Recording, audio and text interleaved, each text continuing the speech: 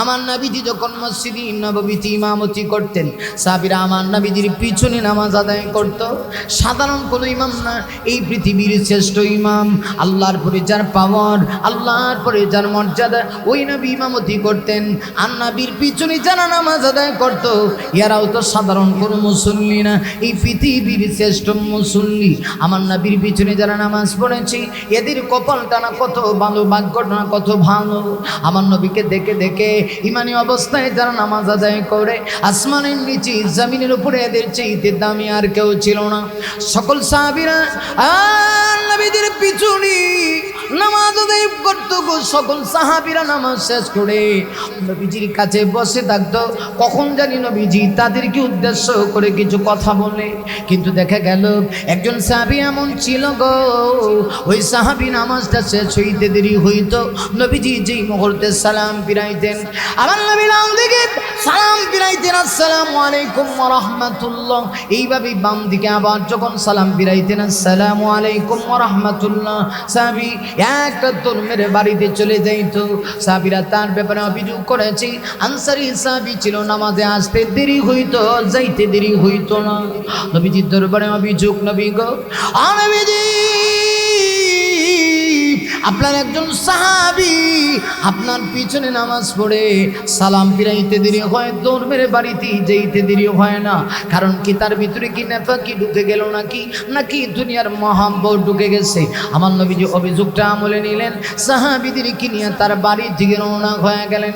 একদম যাইতে যাইতে ওই আনসারী সাহাবী যিনি শুধু নামাজে আসি, নামাজ শেষ করে দৌড় মেরে চলে যায়, নবীজি তার বাড়ি পর্যন্ত পৌঁছে গেলেন।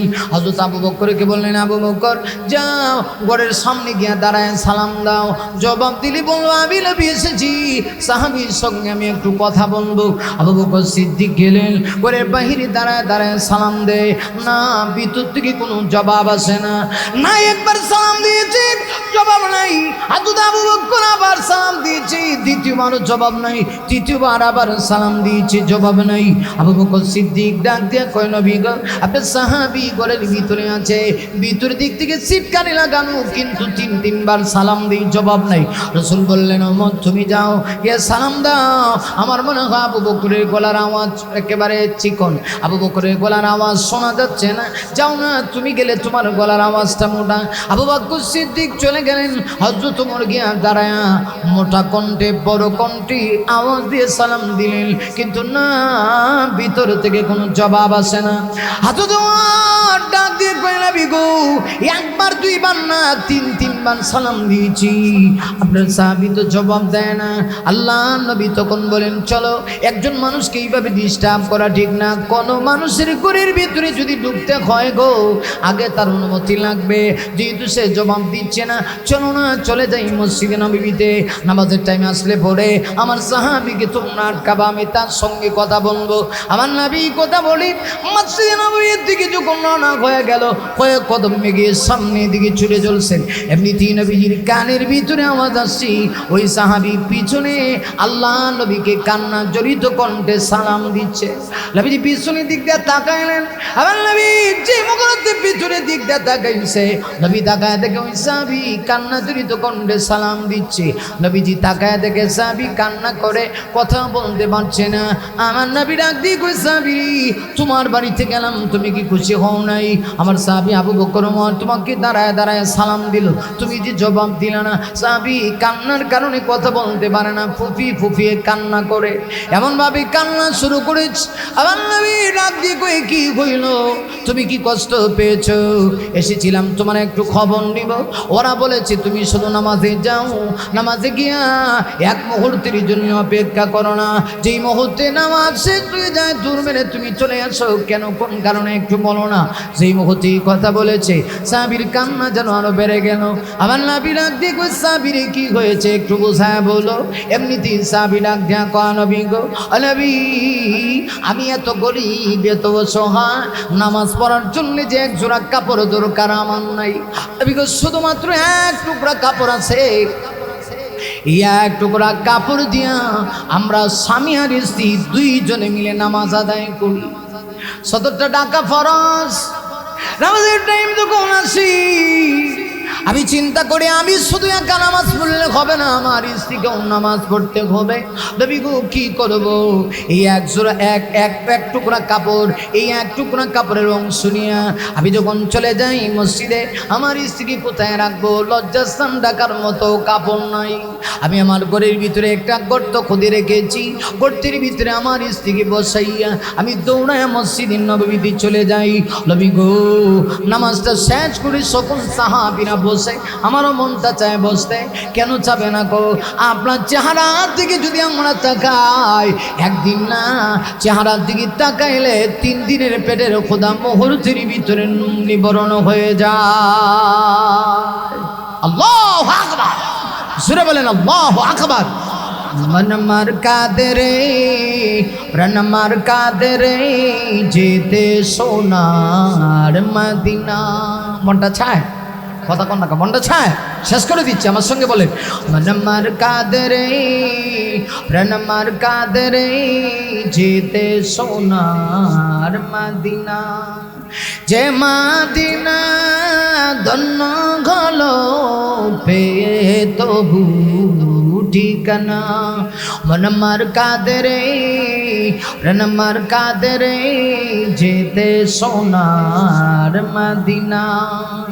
ইউসুফ পেতে জুলকা কাঁদে, সারা কেঁদেছে ইব্রাহিম তোরে। ইউসুফ পেতে জুলকা কাঁদে, সারা কেঁদেছে ইব্রাহিম তোরে।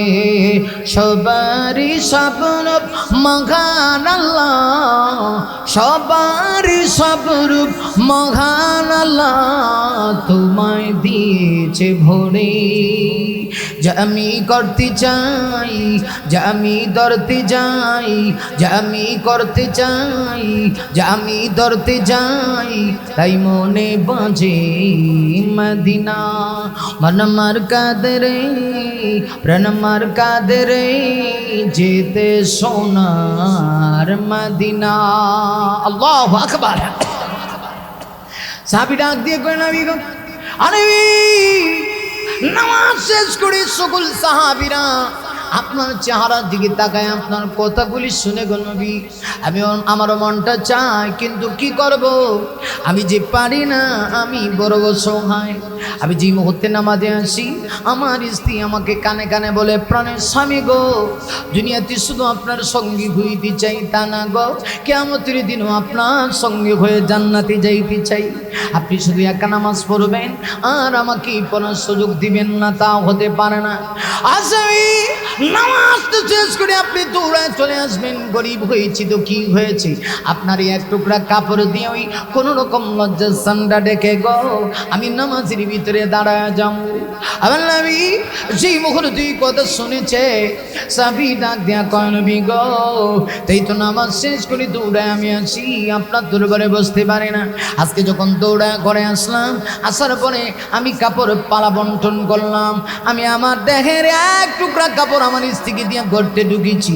এমনি দেখি আপনার সাহাবী আবু বকর বাহিনী দাঁড়ায় দাঁড়ায় সালাম দেয়। নবীকে আমি কেমনে জবাব দিব? আরে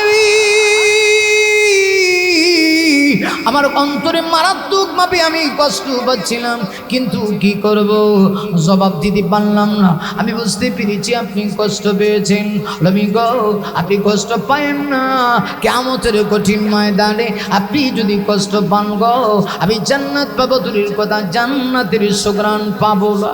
আবার নবী যে মুহূর্তে কথা শুনেছেন, নবীজির সাথে সাথে 2টা হাত বাড়ায় দিয়েছে। রাসূল 2টা হাত বাড়ায় দিয়ে আনসারী ওই সাহাবীকে বুকের ভিতরে জড়ায় নিলেন। শুধু জড়ায় নিলেন তা না, আমার নবীজি তার কপালের মধ্যে চুম্বন দিলেন আর ডেকে বলেন, শোনো আজকে তোমার এই দৃশ্য দেখে আমি বড় বেশি খুশি হয়েছি। আমার নবী বলেন, জানো নি আরে সাহাবী, এই নামাজ প্রতিষ্ঠার জন্য আমি কত কষ্ট করেছি। আমি তায়েফের ময়দানে পর্যন্ত নামাজের দাওয়াত নিয়ে গিয়েছিলাম। তায়েফের লোকগুলি এত খারাপ, ওরা আমাকে এত আঘাত করেছে, রক্তে রঞ্জিত করে ফেলেছে। আমি কালিমার দাওয়াত নিয়ে, নামাজের দাওয়াত নিয়ে যখন তায়েফ শহরে গিয়েছিলাম, আমার নানা দেশ ভেবেছিলাম তারা আমাকে খাতির করবে, অন্তত পক্ষে কষ্ট দিবে না, কিন্তু এত কষ্ট পেয়েছি তায়েফের দুষ্ট কাফেরেরা। ছোট ছোট বাচ্চাগুলি আমার পিছনে লাগায় দিয়েছে, ছোট ছোট অবুঝ বাচ্চারা বিষাক্ত পাথরের কণা এনে রহমতের নবীর গায়ে পাথর দিয়ে যখন আঘাত করেছে, নবীজি আর বরদাস্ত করতে পারলেন না, দেখে এমনভাবে আঘাত বিদ্ধ হয়েছে নবীজির শরীর মোবারক থেকে রক্ত ঝরতে শুরু হয়ে গেছে, কিন্তু নবীজি রক্ত জমিনে পড়তে দেন না। হযরত যায়েদ রাদিয়াল্লাহু আনহু নবীর সাথে ছিলেন। হযরত যায়েদ রাত দিয়ে কই, নবী গো কি হয়েছে, রক্ত কেন আপনি জমিনে পড়তে দেন না গো? নবীজি তখন ডাক দেয়া কয়, যায়েদ রে, রক্ত যদি জমিনে পড়ে যায়, আল্লাহ না করুক আমার উম্মতের উপর আল্লাহ গজব ঢেলে দিবে, তাই তো আমি বরদাস্ত করতে পারি না। নবীজি সেই দিন উম্মতের জন্য কান্না করেছে। আমার নবী সাহাবীকে ডাক দেয়া কয়, সাহাবী রে, আজকে তোমার নামাজ পড়ার গুরুত্ব দেখে আমি চোখের পানি ধরে রাখতে পারি নাই। নবীজি বড় বেশি খুশি হইলেন। আমার নবীজি নিজেই তার গায়ের জামা আমার নবীজি তাকে উপহার দিলেন। না শুধু চিলে দিয়েছে তা না, মসজিদে নববীর মধ্যে গিয়ে নবীজি সাহাবীদের সামনে ঘোষণা করে দিলেন, সাহাবীরা তোমাদের ভিতরে এমন কি কেউ আছো আমার গরিবী আনসারী সাহাবীকে কাপড় হাতিয়ে দিবা? যেমনি কথা বলেছি মুহূর্তের ভিতরে কাপড় হাতিয়া দেওয়ার একটা হিড়িক পড়ে গেছে। আল্লাহু আকবার, জোরে বলেন আল্লাহু আকবার। নবীজি এত পরিমাণে কাপড় হয়েছি, নবীজি কাপড়গুলি তার সামনে দিয়ে আমার নবী বলেন, সাহাবীরে টেনশন করো না, আজকের পর থেকে তোমার পরিবারে কোনোদিন কাপড়ের অভাব হবে না। আল্লাহু আকবার। ইলাল্লাহি বিইذনিহি ওয়া সিরাজাম মুনিরা فقد قال الله تعالى في كلامه المجيد وفي فرقانه الحميد أعوذ بالله من الشيطان الرجيم بسم الله الرحمن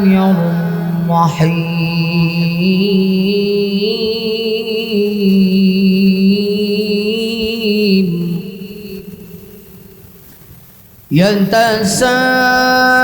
يتساءلون عن المجرمين ما سلككم في سقر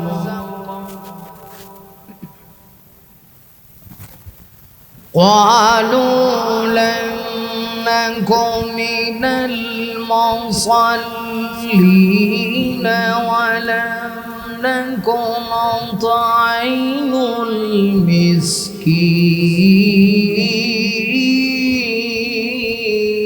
المسكين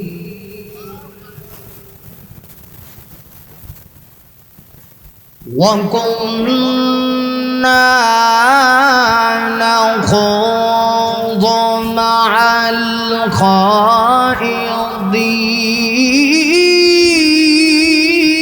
الخائضين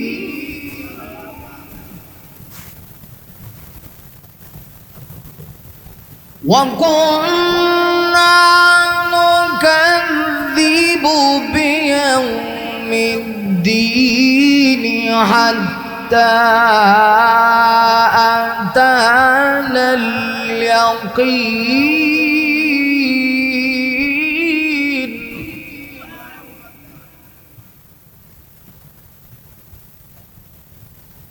فما تنفعهم شفاعة الشافعين صدق الله العظيم وصدق رسوله النبي الكريم ونحن على ذلك من الشاهدين والشاكرين والذاكرين والحمد لله رب العالمين. وقال سيدنا رسول الله صلى الله عليه وسلم شعبان الشهر ورمضان شهر الله أو كما قال النبي عليه الصلاة والسلام. একটু মহব্বত দিয়ে নবীজির প্রেমে মাতোয়ারা হয়ে অন্তরে অন্তঃকরণ থেকে পৃথিবীর শ্রেষ্ঠ দরুদ, যে দরুদ নামাজে স্থান পেয়েছে, সে দরুদটা সবাই জানি না? আপনাদের কি নবীর সঙ্গে কোনো দুশ্মনী আছে? একটু কথা বলতে হবে তো। আমরা সবাইকে নবীকে ভালোবাসি, হ্যাঁ? আর একটু আওয়াজ দিয়ে বলেন ভালোবাসেন? হ্যাঁ আব্বারা, এই ছোট আব্বারা বসে বসে, আব্বাজানের বসো, বাবা বসো বসো বসো, সুন্দর করে তোমরাও বসে যাও, তবে একসাথে বসবো না, ভিন্ন ভিন্ন হয়ে, হ্যাঁ আলাদা হয়, নাহলে শয়তান তোমাদের পিছনে লাগানো আছে। নামাজের দরুদটা আমরা সবাই, যেহেতু এটা নামাজে আমরা আমল করি, নামাজের দরুদটা আমরা সবাই একটু মহাব্বত ছাড়া জবান ছেড়ে একটু আমল করি উচ্চসিত কণ্ঠে। আল্লাহুম্মা সাল্লি আলা মুহাম্মাদিন ওয়া আলা আলি মুহাম্মাদ। মোহাম্মদ সবাই কামা সাল্লাইতা আলা ইব্রাহিম ওয়া আলা, মাশাআল্লাহ আওয়াজ করে, ইন্নাকা হামিদুম। আরেকটু মোহাব্বতি, আল্লাহুম্মা বারিক আলা মুহাম্মাদিন ওয়া আলা আলি মুহাম্মাদ কামা বারাকতা আলা ইব্রাহিম ওয়া আলা।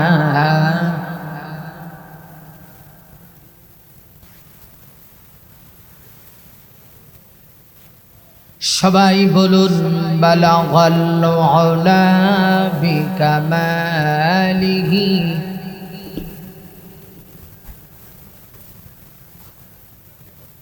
হাসুনাত জামিউ খাসালিহি সাল্লাউ রূহে হুসনি মুস্তাফাহি روح حسنی مصطفی ایک بحر بے قرار، اس کے ساحل تک کوئی شیر بیان ہی بلغ العلا بکمال। সবাই আওয়াজ করে, কাশাফাত দুজা বিজামালিহি হাসুনাত জামিউ খাসালিহি। খেনা খেয়ে দিন প্রচারের কাজী নিজেকে দিয়েছ বিলি, তাই ফের কাফেরেরা চিল্ল নয়ালো, দুষ্ট ছেলে হে দিন পিছু দিন লেলি। খেয়ে না খেয়ে দিন প্রচারের কাজী নিজেকে দিয়েছ বিলি, তাই ফের কাফেরেরা চিল্ল নয়ালো, দুষ্ট ছেলে হে দিন পিছু দিল লেলি। হ্যাঁ ফের ময়দানে ক্ষত বিক্ষত হয়ে সারা শরীর থেকে রক্ত ঝরে। হে রাসূল তোমাকে ভুলি আমি কেমন করে, হে রাসূল তোমাকে ভুলি আমি কেমন করে, হাজারো বেতা বেদনার পরে ফিরে আসনি তুমি আপন ঘরে, দিনের আলো তুমি ছড়িয়ে দিতে চলে গেলে মদিনায় মক্কা ছেড়ে হে রাসূল, তোমাকে ভুলে আমি কেমন করে হে রাসূল, তোমাকে ভুলে আমি কেমন করে হে রাসূল, তোমাকে ভুলে আমি কেমন করে। আলহামদুলিল্লাহ, মোহিনীপুর মদিনাতুল উলুম ইসলামিয়া নোরানিয়া হাফিজিয়া মাদ্রাসার উদ্যোগে 3 দিন ব্যাপী তাফসিরুল কোরআন মাহফিলের আজকের এই তৃতীয় রজনীর সম্মানিত সভাপতি, মঞ্চে উপস্থিত প্রত্যেক যুগের নাবিদির সুযোগ্য উত্তরসূরি ওয়াজিবুল ইহতারাম হযরত উলামায়ে কারাম, সমপ্রাণী সমবেত দিনদার ইমানদার মুমিন মুসলমান ভাইরা, বুড়া বাবারা, মাইকের আওয়াজ যত দূর পর্যন্ত গিয়ে পৌঁছতেছে, পর্দানিসীন পরম সদ্দিয়া সম্মানিতা আবেদা সালেহা অবুলা সরলা আমার মা ও বোন, বিশেষ করে তারুণ্যের উচ্ছ্বাস, যুগে যুগে ইতিহাস পরিবর্তনকারী আল্লাহ জমিনে আল্লাহর দিন প্রতিষ্ঠা করার আন্দোলন করে করে এই পৃথিবীতে আজও যারা ইসলামের পতাকা উড্ডীন করে রেখেছেন, মাহফিলের প্রধান আকর্ষণ সম্মানিত যুবক ভাইরা।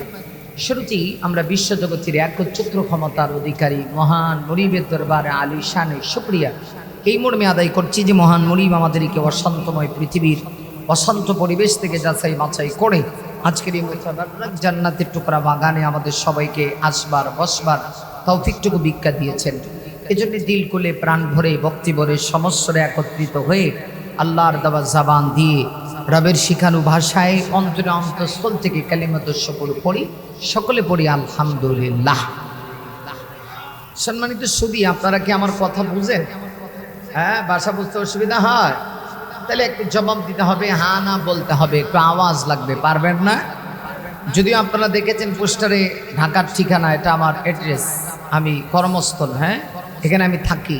ঢাকাতে আমার মাদ্রাসা, গাজীপুরে জমা পড়াই, কিন্তু জন্মগত বাড়ি আমার সিলেট। আর আপনারা জানেন প্রত্যেকটা মানুষের কিছু আঞ্চলিক ভাষা আছে, আছে না?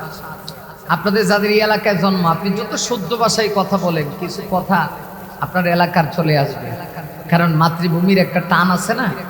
এই জন্য আমার জন্মগত বাড়ি হলো সিলেট। আর সিলেটের ভাষা তো বুঝছেন, বাংলাদেশে 3 জায়গায় ভাষা আহত হয়েছে। হ্যাঁ, এক জায়গার নাম হলো সিলেট, আরেক জায়গার নাম হলো চট্টগ্রাম, আরেক জায়গার নাম হলো নোয়াখালী। এই 3 জেলার মানুষ যদি একসাথে কথা বলে, আমার মনে হয় আপনারা কিচ্ছু বুঝবেন না। আপনারা কইবেন এরা মনে হয় কবর জিয়ারত করতেছে, কিচ্ছু বোঝার কথা না। এই জন্য যেহেতু আমার সিলেটি মানুষ, মাঝে মধ্যে 2-1টা কথা আপনাদের সাথে সিলেটি ভাষায়ও মাতিমু, মানে সিলেটি ভাষায় কথা বলবো, তো আপনাদেরও একটু ভালো লাগবে। তবে একটু নড়াচড়া করতে হবে, একটা আওয়াজ দিতে হবে, ঠিক আছে? আমাকে যেন গোরস্থানে বসে কথা বলতে না হয়। আলহামদুলিল্লাহ, এখন তো কিছু লোক হয়েছে, আমি আসার পরে দেখলাম একদম লোক নাই। মানে আমি আশ্চর্য হয়ে গেলাম যে এত অল্প মানুষ নিয়ে কথা কেমনে বলবো। কথা বলারও তো একটা এনার্জি লাগে, শ্রুতা লাগে। আলহামদুলিল্লাহ, মোটামুটি এখন একটা পজিশন হয়েছে। আস্তে আস্তে করে আমরা একটু সামনে যাই, দেখা যাক আল্লাহ পাক কি করে। তবে আপনাদের একটু আওয়াজ দিতে হবে, সুবহানাল্লাহ, আলহামদুলিল্লাহ, আল্লাহু আকবার যদি বলতে হয়। পারবেন না?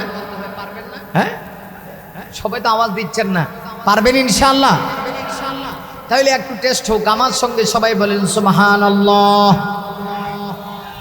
আরেকটু আওয়াজ করে আলহামদুলিল্লাহ, আরেকটু আওয়াজ করে আল্লাহু আকবার, আরেকটু জোরে আল্লাহু আকবার। মাশাআল্লাহ, এই আওয়াজটা দরকার, ঠিক আছে? অনেক লোক নির্বাচন আসছে, দাঁত দাঁড়ায় রাখছে, প্রার্থীদের পক্ষে স্লোগান দিবে। হ্যাঁ, বিনিময়ে পাবে কি? 1 কাপ রং চা, সাথে একটা বন রুটি। তখন দেখবেন গলা ডলা একবারে ফাড়ায় ফাড়ায়, অমুক ভাই তমুক ভাই।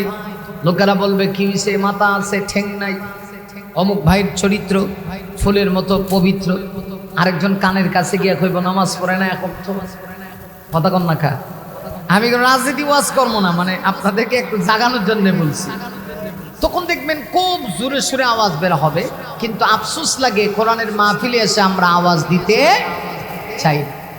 সম্মানিত সুধী, অত্যন্ত দামি এবং গুরুত্বপূর্ণ একটি মাস হচ্ছে শাবান মাস। কি মাস বলেন না? কোন মাস? শাবান, শাওন না, শাবান মাস। এটা আবার অনেকে জানে না, আমরা আরবি মাসের সাথে আমাদের কোনো সম্পর্ক নেই। যদি বলা হয় ইংরেজি বলেন, তাহলে দেখবেন অনেক লোক একসাথে বলে দিবে জানুয়ারি, ফেব্রুয়ারি, মার্চ, এপ্রিল, মে, জুন, জুলাই, আগস্ট, কার আগে কে কইল। বাংলাতে যদি বলা হয় 12টা মাসের নাম বলেন, আমার মনে হয় এটাতে একটু সমস্যা হবে, একটু প্রবলেম হবে। যদিও আমরা বাঙালি, হ্যাঁ, রায়পুরার মানুষ তো সত্যিকারের বাঙালি। সকালবেলা উঠে মাঠে যায়, কাজ করে, কৃষি খামার, হ্যাঁ। আর ঢাকা শহরে কিছু বাঙালি আছে জীবনও খেতে কামারে কিচ্ছু যায় না, দেখবেন বৈশাখ মাস আসলে পরে একদিন পান্তা আর ইলিশ খায়। কথা কয় না, কি খায়? পান্তা খায়। আপনারা সারা বছর পান্তা খান, এরা বৈশাখ মাস একদিন খায়। তাও আবার ইলিশ মাছ, 1 কেজি ইলিশ মাছ দামি, যেগুলো বড় 1 কেজি ইলিশ মাছের দাম 6-7 হাজার 8 হাজার টাকা হয়। এইটা দিয়ে ইলিশ মাছ দিয়ে পান্তা খাবে, এরপরে আপনার ভর্তার সাথে দিবে, চাটনি দিবে, এরপরে আরো ইত্যাদি ইত্যাদি অনেক কিছু দিয়ে, লাল মরিচে একদম দেখবেন যে এটাকে কি করে পুড়ায়া তারপরে ওরা খাবে, আর নাম দিবে বাঙালি। নাম কি? বাঙালি। এই জন্যে আমরা বাঙালি হয়েও বছরের 12টা মাস বাংলাতে সবাই এত তাড়াতাড়ি আমার মনে হয় পারার কথা না, হ্যাঁ, একটু কষ্ট হবে। কিন্তু দুঃখ লাগে মুসলিম হয়ে আরবি মাসের সাথে আমাদের কোনো সম্পর্ক নেই, অথচ মুসলমানের গুরুত্বপূর্ণ যত আবাদত সব কিছু আরবি চাঁদের সাথে সম্পৃক্ত। কথা ঠিক কিনা? কথা বুঝতেছেন? আপনাদের এলাকার মানুষ রমজানের রোজা রাখে না? রমজানের রোজা কি দিকে রাখে? মাশাআল্লাহ, ওয়াজ তো দেখা যায় বুঝতেছেন, হ্যাঁ। চাঁদ দেখে আমরা রমজানের রোজা রাখি। আবার রোজা ভেঙ্গে আপনারা ঈদ পালন করেন কি দেখে? চাঁদ দেখে। তাইলে চাঁদের সাথে আরবি মাসের সাথে আমাদের সম্পর্ক, হ্যাঁ। কিন্তু আমরা শাবান মাসের নামটাও অনেকে শুদ্ধ করে বলতে পারি না। দামি মাস রমজান, আগন্তুক, আমাদের একেবারে দরজার কাছে রমজান এসে আমাদেরকে মানে করানাচ্ছে। শাবান মাসের পরেই রমজান মাস আগন্তুক, একদম রমজানের কাছাকাছি। এই তো 3 তারিখ, সম্ভবত শবে বরাত হচ্ছে ফেব্রুয়ারি মাসের 3 তারিখ। আজকের তারিখ কত? 29 জানুয়ারি, 30, 31, 1, 2, আর মানে 4 দিন আছে শবে বরাতের। কয়দিন? আরো জোরে বলেন। আরে মুমিন, মুসলমানের সব কিছু সম্পর্ক আরবি মাসের সাথে রে মুমিন। অথচ মুসলমান আরবি মাসের গণনা জানে না রে মুমিন। মুমিন রে, আপনারা আমার কাছ থেকে যে মাস অতিবাহিত হচ্ছে, এই মাসটার নাম হলো শাবান। আরে মুমিন, এই শাবান মাসের দাম কত জানুনি?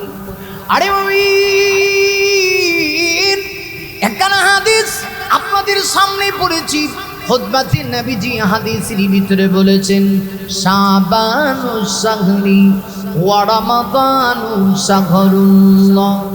আল্লাহ নবী বলেন, আরে মুমিন, শাবান হলো আমার মাস। নবী বলেন, শাবান মাস হলো আমার মাস, রমাদান মাস হলো আল্লাহর মাস। ঠিক না? সুবহানাল্লাহ। ঠিক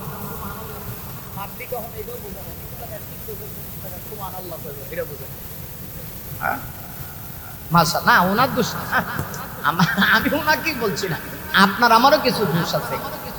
এগুলো দোষ না, মানে বোঝানোর জন্য বলছি, আমরা বুঝি না। উনি যেটা করতে ভালো, উনি ভাবছে যে ঠিক করলে হুজুর একটু স্পিডটা বাড়বো, কতক্ষণ ঠিক কিনা, ওনারও উদ্দেশ্য ভালো, কিন্তু ঠিকের জায়গায় ঠিক বলবো, সুবহানাল্লাহ জায়গায় সুবহানাল্লাহ।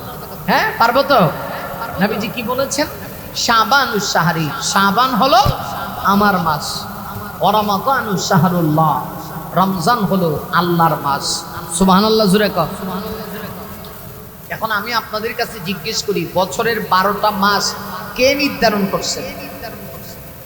এটা কইতারেন না, কষ্ট, জোরে আওয়াজ দিয়ে বলেন, কে? ইন্না ইদ্দাতাশ শুহুরি ইনদাল্লাহি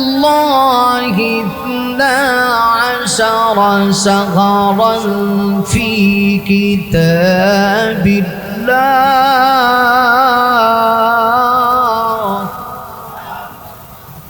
মাইকটা খুব সুন্দর, মানে গ্রামের ভিতরে তো সুন্দর মাইক। এটা আজকে ওয়াজ করে মনটা চাইতেছে মাইকলে ভরে দেয়, মারাত্মক মাইক। একটু ভয় পাইছিলাম আপনাদের এলাকায় এসে যে গ্রামের ভিতরে মাইকের অবস্থা জানি কি হয়। মাইকটা খুব চমৎকার, কথা বলে মজা পাচ্ছি। আপনারা আল্লাহু আকবার বলতে পারবেন? তবে আমার একটু সমস্যা হইতেছে, কারণ যে বাড়িতে খানা খাইছি তাজা গরু ঢুকতে গেছে, আর আমার দাঁতের সমস্যা, কারণ দাঁতের ভিত্তিকে গোস্তের টুকরা ঢুকতে গেছে, ওইখানে সমস্যা। এদিকে এদিকে ব্যথাও করতেছে, এখন এটা খুব একটু খারাপ লাগতেছে। আপনাদের কষ্ট হবে? 1 মিনিট একটু জিকির করেন, লা ইলাহা ইল্লাল্লাহ।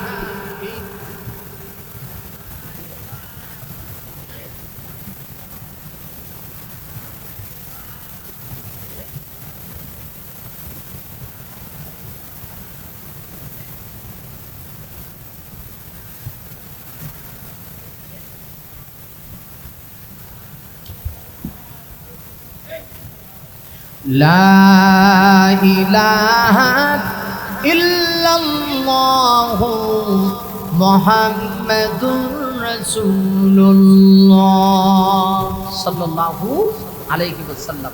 আল্লাহ রাব্বুল আলামিন বলেন, ইন্না ইদ্দাতাশ শুহুরি ইনদাল্লাহি 12 শাহরান ফি কিতাবিল্লাহ ইয়াওমা খালাকাস সামাওয়াতি ওয়াল আরদা মিনহা আরবাআতুল হুরুম। সম্মানিত সুধী, খেয়াল করেন, আল্লাহ বলেন বছরে আমি 12টা মাস নির্ধারিত করছি, যেদিন আমি আসমান জমিন সৃষ্টি করছিলাম। সুবহানাল্লাহ। কোন দিন আল্লাহ 12 মাস নির্ধারণ করছে? যেদিন আল্লাহ ইয়াউমা খালাকাস সামাওয়াতি ওয়াল আরদ, আসমান এবং জমিন আল্লাহ সৃষ্টি করেছে।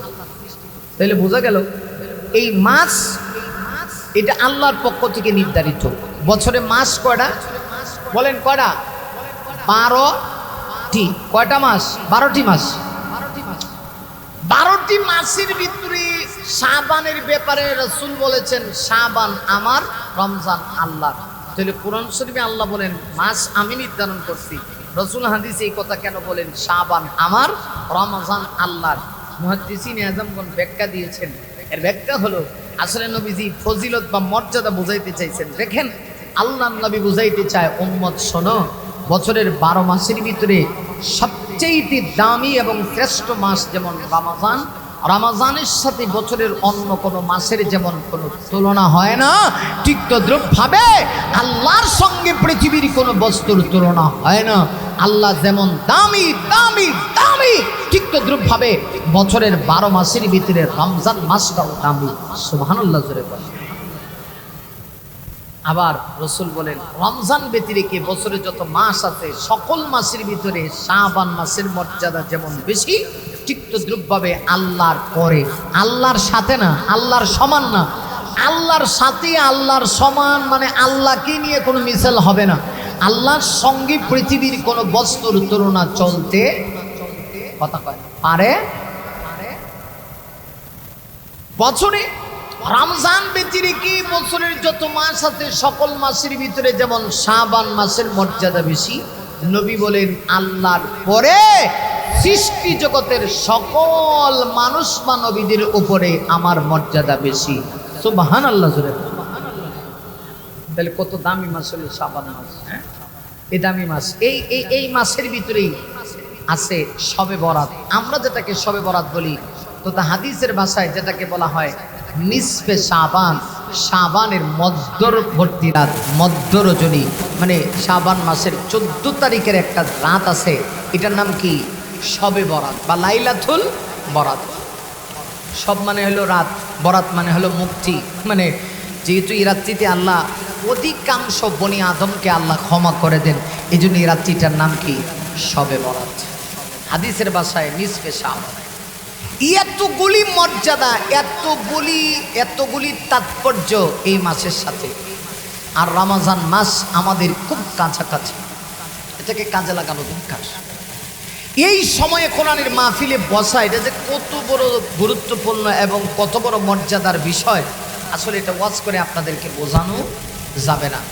সম্মানিত সুধী, আসুন, এত মূল্যবান এবং গুরুত্বপূর্ণ সময়, তাই আমি খুব লম্বা চড়া কথা অবশ্যই বলবো না, যেহেতু আমার পরে আবার বক্তা আছেন। হযরত হয়তো বা একটু আসতে একটু লেট হয়ে গিয়েছে, আমার পরে তিনি কথা বলবেন। এই জন্য কর্তৃপক্ষ আমাকে বলেছেন যে হুজুর একটু লম্বা টাইম, মানে 1.5 ঘন্টা হইলেও চলবে। 10টায় উঠেছি, ইনশাল্লাহ 11:30 পর্যন্ত কথা বলব। সম্মানিত ভাইরা, আসেন আমরা একটা কিতাব থেকে কথা বলি। আসমানের নিচে জমিনের উপরে সবচেয়ে বিশুদ্ধ যে কিতাব, এটার নাম হচ্ছে মহাগ্রন্থ আল কোরআন। সেই মহাগ্রন্থ আল কোরআনের সূরাতুল মুদ্দাথির থেকে আপনাদের সামনে আমি বেশ কিছু আয়াত কারিমা তেলাওয়াত করছি। ওই আয়াতগুলিকে সামনে রেখে কিছু তাফসীর করার চেষ্টা ইনশাআল্লাহ। তবে এই আয়াতগুলির তাফসীর বোঝার আগে সহজে সংক্ষেপে একটা ভূমিকা বুঝতে হবে। একটা কথা আমরা সবাই জানি, এই পৃথিবীতে একটা সময় আমরা কেউ ছিলাম না, এখন আছি আবার থাকবো না। এটা ঠিক নেই, এটা বুঝছেন আপনারা সবাই? এই কথাটা কি সবাই বুঝেন যে পৃথিবীতে একটা সময় আমরা কেউ কথা কয় ছিলাম না, এখন আসি আবার থাকবো না।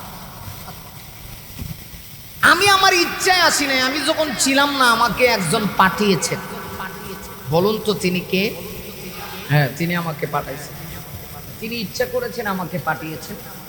তিনি আবার যখন চাবেন যে কোনো মুহূর্তে আমাকে ডাক দিবেন, আমি চলে যেতে হবে। তাহলে আমার যাওয়ার কোনো গ্যারেন্টি ওয়ারেন্টি নেই। হ্যাঁ, এই পৃথিবীর সব জিনিসের একটা গ্যারেন্টি আছে। আপনি একটা বালতি কিনতে যাবেন, তাও দেখবেন কইবে এক বছরের গ্যারেন্টি। হ্যাঁ, দোকানদার কইবে এটা ভাই সাহেব এটা ভালো জিনিস, নিয়ে যান, অন্তত 1 বছর চালাইতে পারবেন।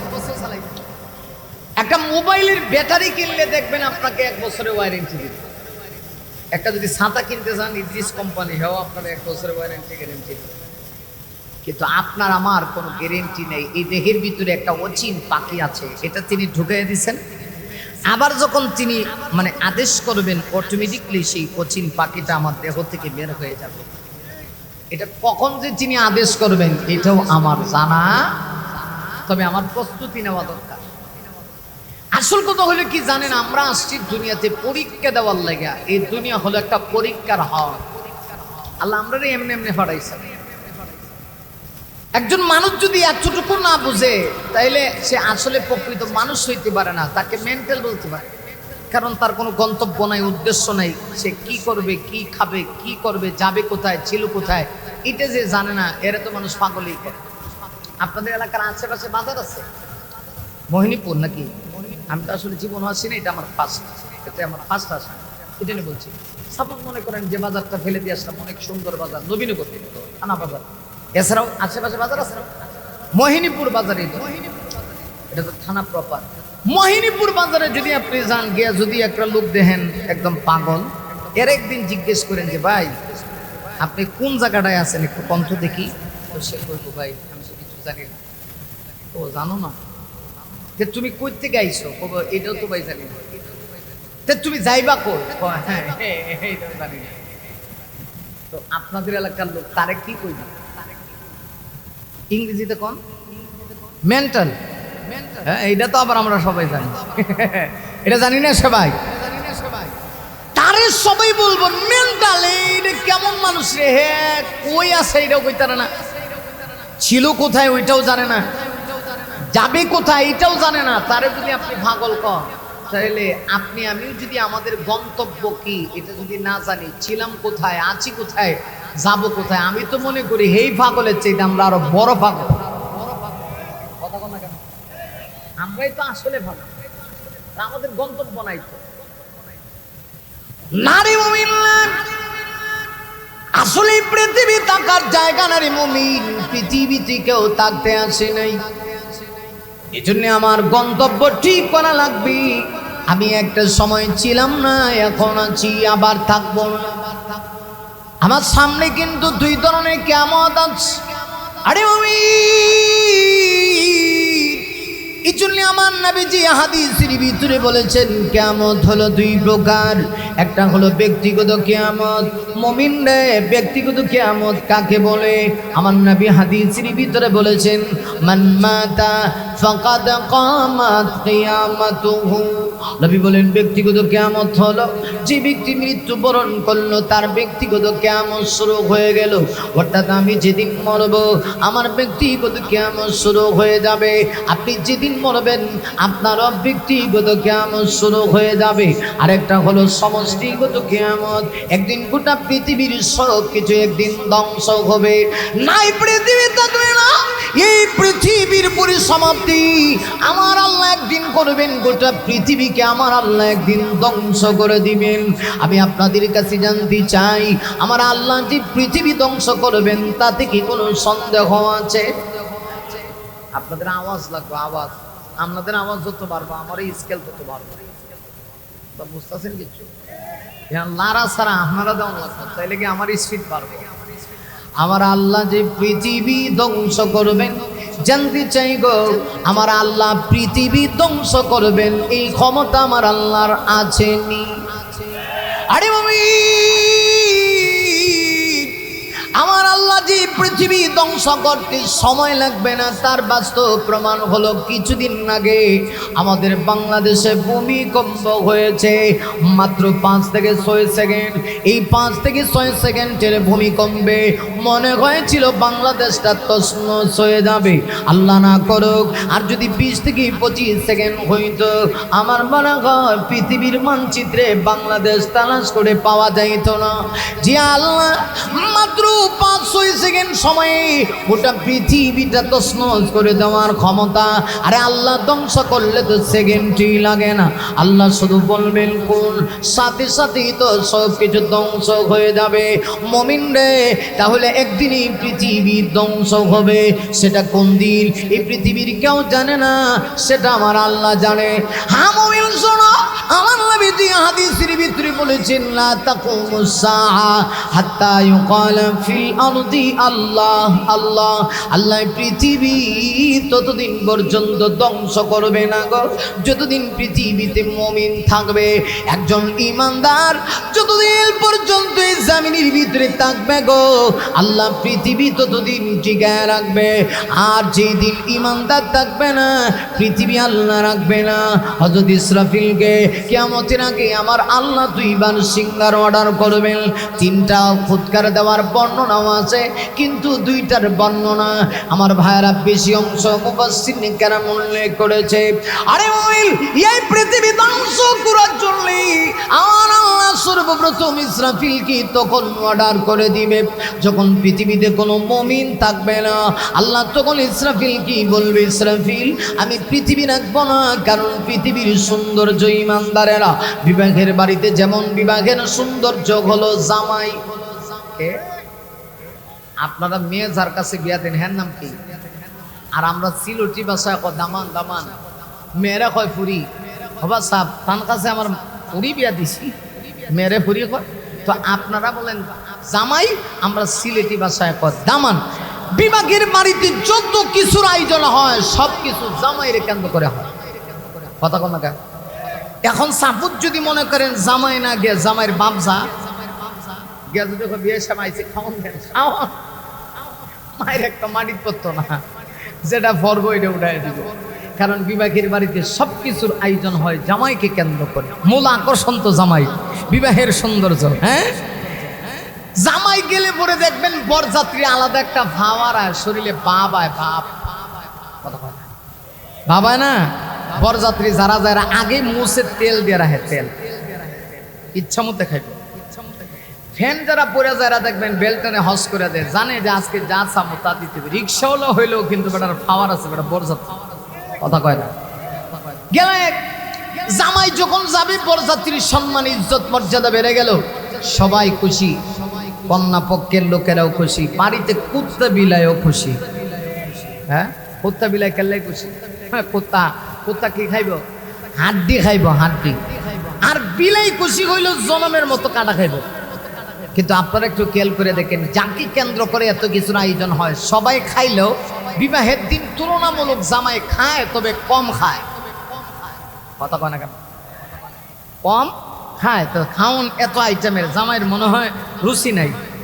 রুচি নাই? রুচি আছে, খায় না কেন? জামাইরে জিজ্ঞেস করে, জামাই সাহেব খান না কেন? তখন জামাই জবাব দিয়ে বলবে, দেখো মূলত আজকে আমি খাইতে আসি নাই, আমি এসেছি বাড়ির সাথে যেন আমার একটা সম্পর্ক হয়ে যায়। কথা কয়, আমি আসছি এই বাড়ির সাথে সম্পর্কটা জোড়া লাগাইবার লাগে। এই জন্য আমার খাওয়া লাগবে না, তোমরা যারা বরযাত্রী হয়ে আসছো ইচ্ছা মতে খাও, কারণ একটু পরে তোমাদের ভিসার মেয়াদ থাকবে না। ভিসার মেয়াদ মানে আমি যখন কবুল বলবো তখন বাড়ির কুত্তার দাম আছে, বরযাত্রীর দাম নাই। বুঝছেন না? গ্রামের লোকের এত সহজ। জামাই যখন কবুল বলে ফেলে তখন তো আর বরযাত্রীর দাম থাকে না, বিয়া বাঙ্গনেরও আর সুযোগ নেই। ওদের জামাই পায় আমি তো খাইতে আসি নাই, তোমরা আসছো খাইবার লাগে, ইচ্ছা মতে খাও। আর আমি আসছি এই বাড়ির সাথে সম্পর্ক লাগানোর জন্যে। এই বাড়ির সাথে যদি সম্পর্ক লেগে যায়, আজকে না খাইলেও আগামীকালকে থেকে অটোমেটিকলি এই বাড়ির যত মুরগির রান আছে সবাই আমার সামনে সালাম দিব। কথা বল না কেন, ঠিক কিনা? ঠিক তদ্রূপভাবে আল্লাহ রাব্বুল আলামিন বলেন, ও ইসরাফিল, এই পৃথিবীর সৌন্দর্য, বিবাহের সৌন্দর্য যেমন জামাই, এই পৃথিবীর সৌন্দর্য হলো ইমানদারেরা। ইমানদারদের কারণে পৃথিবীটাকে রাখছি। ওই যে আমরা দেশের পাশের দেশ ভারতের ওই যে চা বিক্রেতার নাম কি, নরেন্দ্র মোদিরে আল্লাহ খাওয়ায় আপনার আমার কারণে। ঠিক গে বাড়িতে কইন, জোরে আওয়াজ করে এখন, ঠিক কেনা? মোদিরে আল্লাহ খাওয়ায় আপনার আমার কারণে। আমি আমার চিনলাম না। আরবিতে একটা প্রবাদ বাক্য আছে, মান আরাফা নাফসাহু ফাকাদ আরাফা রাব্বাহু, যে তার নিজেরে চিনছে সে আসলে আল্লাহরই চিনছে। কথা কোন, ঠিক আছে? আমি আমাকে চিনি না, আমি যে মুসলমান আমি আমাকে চিনি না, আমি আমার ঐতিহ্যকে ভুলে গেছি, আমি আমার ঐতিহ্য ধারণ করে রাখতে পারি না, যে কারণে আজকে মুসলমান গোটা পৃথিবীতে মার খায়। অথচ সংখ্যার দিক দিয়ে মুসলমান এখন আর দুর্বল না। গোটা পৃথিবীর 800 কোটি মানুষের ভিতরে প্রায় 200 কোটির উপরে মুসলমান, কিন্তু মুসলমান চেচনিয়া, বসনিয়া, ফিলিস্তিন, আরাকান, আফগান, গোটা পৃথিবীতে আজকে মুসলমান লাঞ্ছিত, বঞ্চিত, অপমানিত, অপদস্থ। এটার মূল কারণ হলো মুসলমান তার ঐতিহ্যকে ভুলে গিয়েছে। আরে আমি তো সেই মুসলমান যে মুসলমান আল্লাহু আকবারের আওয়াজ দিয়েছে, তো রাজা গৌর গোবিন্দের তখতে তাউজ ধ্বংস হয়েছে। ঠিক কিনা বলো? আমি তো সেই মুসলমান ছিলাম। হযরত শাহজালাল ইয়ামুনী রহমাতুল্লাহ আলাইহি অস্ত্র দিয়া সিলেট বিজয় করছে না। আমার বাড়ি হলো সিলেট। তিনি ইমানি পাওয়ার দিয়া সিলেটে ইসলাম প্রতিষ্ঠা করেছেন। কথা বলেন না কেন? তখনকার সেই সময়ে বাতিল শক্তি ছিল রাজা গৌর গোবিন্দ। রাজা গৌর গোবিন্দের মোকাবেলায় তিনি কি অস্ত্র ব্যবহার করছেন না, শুধু আল্লাহু আকবারের আওয়াজ দিছেন। আল্লাহু আকবারের আওয়াজে রাজা গৌর গোবিন্দের বিল্ডিং ধ্বংস হয়েছে। কথা কোন, ঠিক কিনা? আসলে ইমানি পাওয়ার কি পাওয়ার? ছুটিয়াই শাহ জালালের নির্ভীক সৈনিকেরা খতম কর গোবিন্দের চলচা মুন্ডা ঘোড়া। ছুটিয়াই শাহ জালালের নির্ভীক সৈনিকেরা খতম কর গোবিন্দের চলচা মুন্ডা ঘোড়া। ওয়ালিদেরি বমিতি বিপ্লবেরই মশাল জানা। ছুটিয়াই শাহ জালালের নির্ভীক সৈনিকেরা খতম কর গোবিন্দের চলচা মুন্ডা ঘোড়া। মারহাবা। শাহ জালালের বিদ্যাপীঠে আসি যারা বাঘু বসাতি, শাহ জালালের বিদ্যাপীঠে আসি যারা বাঘু বসাতি, শাহ জালালের বিদ্যাপীঠে আসি যারা বাঘু বসাতি। তাকবীরুড়ি ধ্বনি দিয়ে ওদের পিঠে আগুন জ্বালা, তাকবীরুড়ি ধ্বনি দিয়ে ওদের পিঠে আগুন জ্বালা। মৌলবাদীর ফসল ফানা। চটিয়াই শাহ জালালের নির্ভীক সৈনিকেরা খতম করো গোবিন্দের চলচা মুন্ডা ঘোলা। ওয়ালিদের বমিথি, ওয়ালিদের পাক ভূমিথি বিপ্লবের মশাল জ্বালা। চটিয়াই শাহ জালালের নির্ভীক সৈনিকেরা খতম করো গোবিন্দের চলচা মুন্ডা ঘোলা। শাহ জালালের স্বপ্ন ছিল আল কোরআনের জ্বলবে আলো। শাহ জালালের স্বপ্ন ছিল আল কোরআনের জ্বলবে আলো। সেই আলো নিভিয়ে দিতি বিপ্লবেরই মশাল জ্বালা, সেই আলো ছড়িয়ে দিতি বিপ্লবেরই মশাল জ্বালা। চটিয়াই শাহ জালালের নির্ভীক সৈনিকেরা খতম কর গোবিন্দের চলচা মুন্ডা ঘোড়া। ওয়ালিদের বমিথি, ওয়ালিদের পদ্মমিথি বিপ্লবেরই মশাল জ্বালা।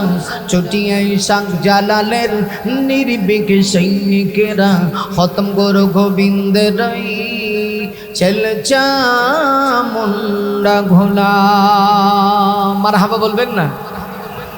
আল্লাহু আকবার। শাহজালাল ইয়ামুনী এসে আল্লাহু আকবারের আওয়াজ দিয়েছেন, গৌর গোবিন্দের বিল্ডিং তছনছ হয়েছে। আর আজকে মুসলমান ইমানি ভাওয়ার বাদ দিয়া অস্ত্র হাতে নিছে, যে কারণে গোটা পৃথিবীতে মুসলমান মায়ের খায়। কথা কন না কেন?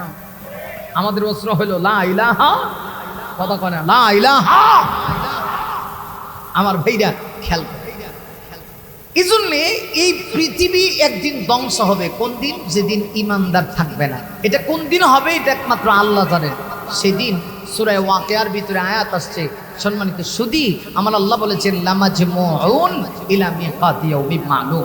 নির্দিষ্ট একটা সময়ে আল্লাহ পৃথিবীর সকল মানুষকে আবার ময়দানে মেহশরে আল্লাহ একত্রিত করবেন। আমি আপনাদের কাছে জানতে চাই, ময়দানে মেহশরে আমরা যে আল্লাহর সামনে দাঁড়াবো, এতে কি কোনো সন্দেহ আছে? সেই দিন দাঁড়ানোর পরে পৃথিবীর সকল মানুষকে আল্লাহ দুইটা ভাগে ভাগ করবেন। এই তাফসীর বোঝানোর জন্য কথাগুলি বলছি, এগুলো বুঝলে সামনে তাফসীরটা সহজে বুঝবেন। কয়টা ভাগ হবে?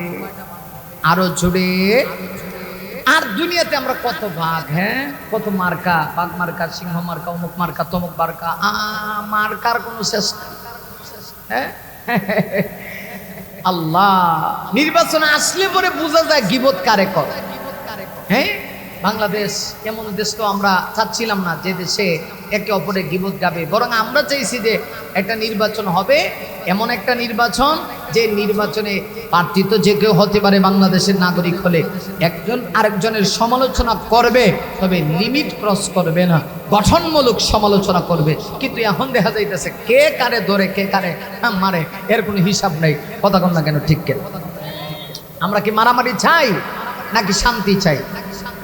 সামনে একটা নির্বাচন আসবে, আপনি যাকে যোগ্য এবং যাকে মনে করবেন যে সে প্রাপ্য আপনার ভোটটা পাওয়ার, আমানতটা পাওয়ার, আপনি তাকে আমানত প্রয়োগ করবেন। কথা বলতে কিনা?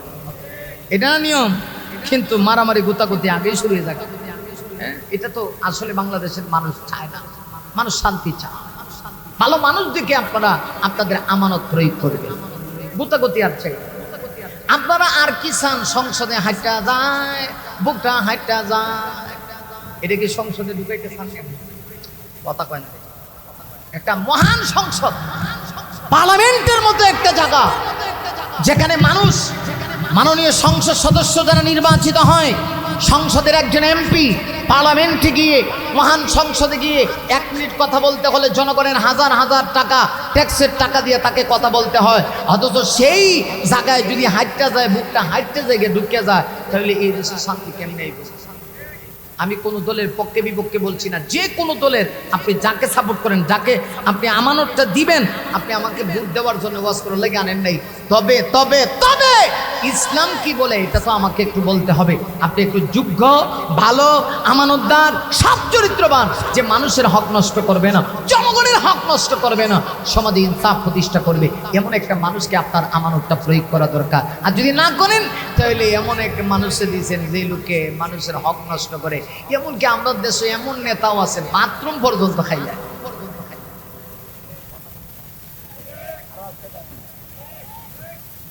এক জায়গায় গেছি পাম্পে ওয়াজ করে, রাত্রেবেলা, আমরা রাত্রের পাখি তো বিভিন্ন জায়গায় ওয়াজে যাই। পাম্পে গিয়ে বসে এমনি এক চাচা হুজুর, দুঃখের কথা কি কম, এই পাম্পটাতে দেখেন কত হাজার হাজার হুজুররা আলেমরা আসে, কিন্তু বাথরুমের অবস্থা গিয়া দেখেন এটা 3 বার খাইছে। আমরা নেতা 3 বার বাথরুমটা খাইছে, 3 বার খাইছে, 3 বার বুঝি বাথরুম খাইছি। আমাকে দেখি তা চাচা একটু বুঝাই কর, বাথরুম আবার কেমনে? চাচা আমার হুজুর বুঝেন না, 3 বার সরকার থেকে বরাদ্দ আসছে, টাকা আসছে, 3 বার এই বাথরুমের বরাদ্দ কিন্তু টাকাটা নেতা খাইলিছে। এই জন্য কইছি বাথরুম খায়, দুঃখে আর কি করবো? যে দেশের নেতা বাথরুমের টেহা পর্যন্ত খাইলা, এই দেশের শান্তি কেমনে আসবে? দেশের ভালো মানুষ যদি এই দেশে, শোনেন, ভালো মানুষ যদি এই দেশে সব জায়গায় নির্বাচিত হইতো, আপনারা এই 2025 আর 26 সালে এসে নদী দিয়ে আপনাদের এই এলাকা উন্নয়ন করবেন। কতক্ষণ নাকা দেশের জনগণ, দেশের মন্ত্রীরা, এমপিরা যে বাজারাই ছিল, আমি কাউকে টার্গেট করে বলছি না, এত পরিমাণ হাজার হাজার কোটি টাকা বিদেশে পাচার করছে। সবগুলি টাকা যদি যথাযথভাবে স্থানে প্রয়োগ করা হইতো, দেখেন আমার দেশ এমন এক দেশ, হেরা রাস্তা করতে গিয়া রডের বদলা বাঁশ দিয়ে হেরা রাস্তা করে। হলো বাংলাদেশ। বুঝে শুনে হাত দিয়ে আপনার দ্বারা যেন উপকার হয়। কোনো খারাপ মানুষকে আমরা সাপোর্ট করবো না, এটা যে কেউ হোক। কথা কথা কেন? আরে মুমিন, আসলে বলছিলাম এই পৃথিবীতে মানুষ বহু দলে বিভক্ত, কিন্তু ময়দানে মাশরি সকল মানুষগুলি 2 দলে বিভক্ত হবে। এক দল হবে জান্নাতি, আরেক দল হবে জাহান্নামী। একদল মানুষকে ময়দানে মেহশরে আমার আল্লাহ ডানপন্থী বলে ঘোষণা করে দিবেন কর্মের বদলা। আর একদল মানুষকে বামপন্থী বলে ঘোষণা করে দিবেন। যারা ডানপন্থী হবে এরা আল্লাহ তৈরি জান্নাতের মেহমান হয়ে যাবে, আর যারা বামপন্থী হবে এরা জাহান্নামী হবে। জান্নাতীরা ডানপন্থী হয়ে আমলনামার ডানাতি পায়াগু জান্নাতি যখন চলে যাবে, আর জাহান্নামীরা যখন জাহান্নামে চলে যাবে। এই যে দুই দল জান্নাতি আর জাহান্নামী, আরে ওই আমার আল্লাহ দুই দলের মাঝখানে একটা গোপন বদ্দা থাকবে। একটা সময় আমার আল্লাহ সেই গোপন বদ্দাটা সরায় দিবেন। সরায় দেওয়ার সাথে সাথে জান্নাতীরা জান্নাতি থেকে থেকে জাহান্নামীদের সঙ্গে কিছু কথা বলবে। সেই কথাগুলি কি হবে? আল্লাহ রাব্বুল আলামিন আমার তেলাওয়াতকৃত আয়াতগুলির ভিতরে তুলে ধরেছেন। আল্লাহ বলেন, ইয়াতাসাআলুনা আনিল মুজরিমিন,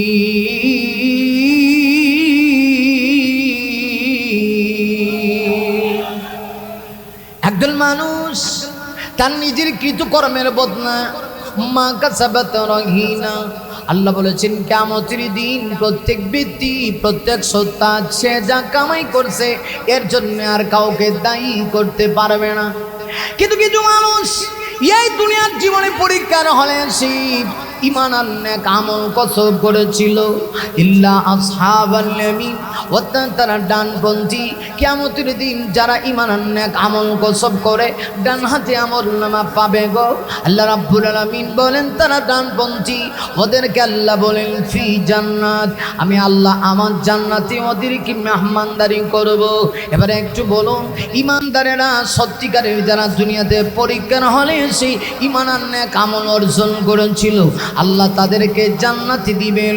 আরেক দল মানুষ পিঠির পশ্চাৎ দিক দিয়ে আমলনামা পাবে, হাতটা বাঁকা করে ঠিক বুকের মাঝখান দিয়ে হাত বের করে আমলনামা সেদিন দেওয়া হবে। এর চাইতে বড় ব্যর্থ কিয়ামতের ময়দানে আর কেউ হতে পারে না। ওই যে ইমানদাররা ডান হাতে আমলনামা পায়া জান্নাতের ভিতরে চলে গেল, আরেক দল মানুষ পিঠির পশ্চাৎ দিক দিয়ে আমলনামা পায়া ময়দানে মাহশর বড় কঠিন। ওই দিন কেউ কাহারও বোঝা বহন করবে না।